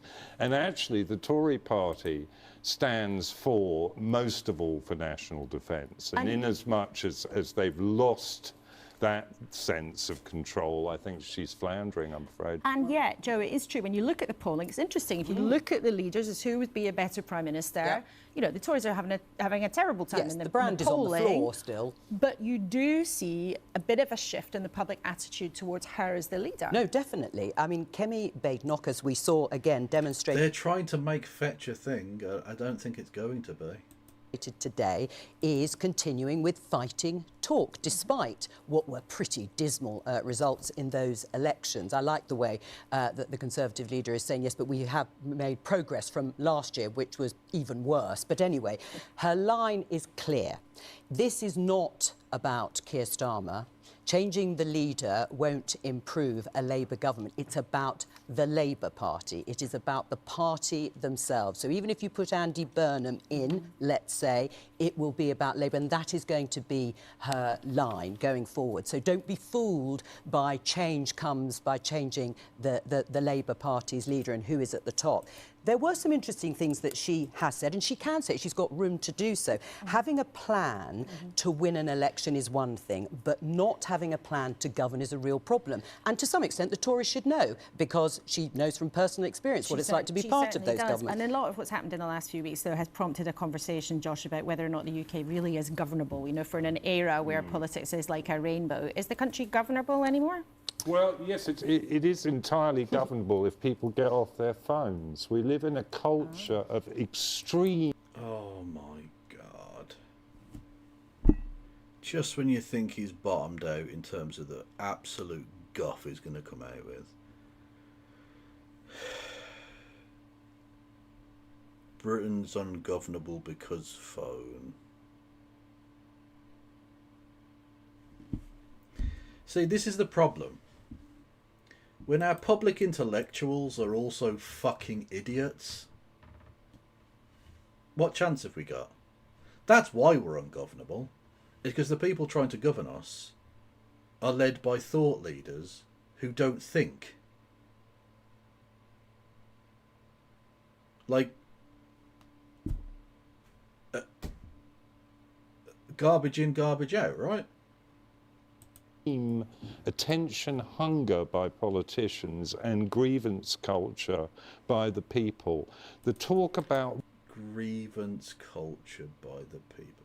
Please, I think I've come up with a new phrase. Instead of telling people to go on holiday to Switzerland, I'm going to suggest they become friends of Ledbetter. I think that's the new one I'm going to go with. Friends of Ledbetter. Go and have a word with Kim. You know what I mean?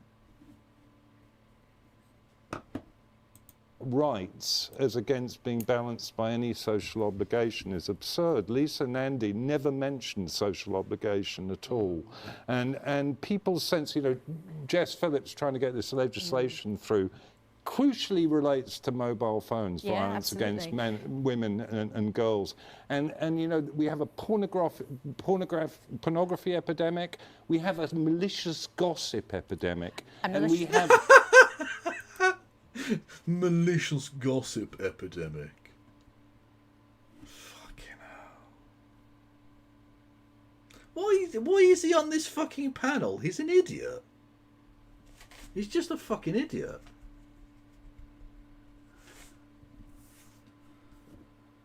The cultivation of resentment as a tool of politics. Josh, do you think I've had enough of it, frankly. Josh, should MPs get off their phones? Okay, he's definitely back on the gear, right? He's definitely had more than a fucking key. He's yeah, no, he's lost it. Yeah. Okay. Yeah, definitely. I mean, it's a constant. If MPs already have to balance family life and politics, phones is the, you know, my wife makes me put it away in a box sometimes, and she's absolutely right. Social media, by the way, is one of the things that we as a government have not been brave enough. So we would have Andy to step Burnham up, ban make social choices. media for under 16s? Will you hire me? I don't know, you'd have to ask Andy Burnham, but I think it's a really important area. One of the things that happens in Wigan is on social media groups, there are thousands and thousands of anonymous people. We need to sort that out because it is polluting our public conversation. I want to be your social media czar when you take power. Deal. Yeah. I'll ring you, Will. I have been one of the most outspoken critics of social media for over 20 years. Well, we haven't been. And what a great job you've done. You've stopped social media in its tracks. Thank you. Also, so she had Josh Salmons on, didn't ask him about the targeting of journalists.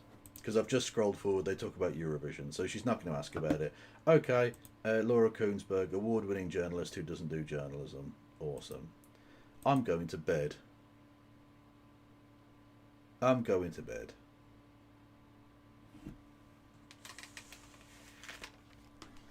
My ears are sweaty. Yeah, Josh Salmon should be in jail, but then again, so should Keir Starmer, you know. Anyway, let us go to bed. Not us. Well, you're not coming to bed with me, but you can also go to your own bed if you are so inclined, and if you are in the correct time zone. If you are in an incorrect time zone, things may be different. We don't know.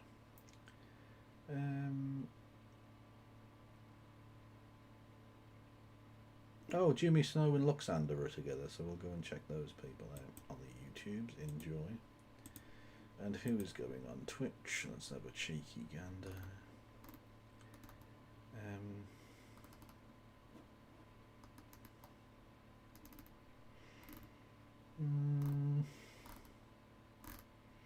Why is it suggesting people to me that I don't fucking follow? Like, that doesn't make any sense. Casey Tron is going, so I'm going to send you over there. Okie doke, everyone. I'll be back. When will I be back? Probably tomorrow, I think. Probably. I don't know. Things happen. Free Palestine. No Pass Iran.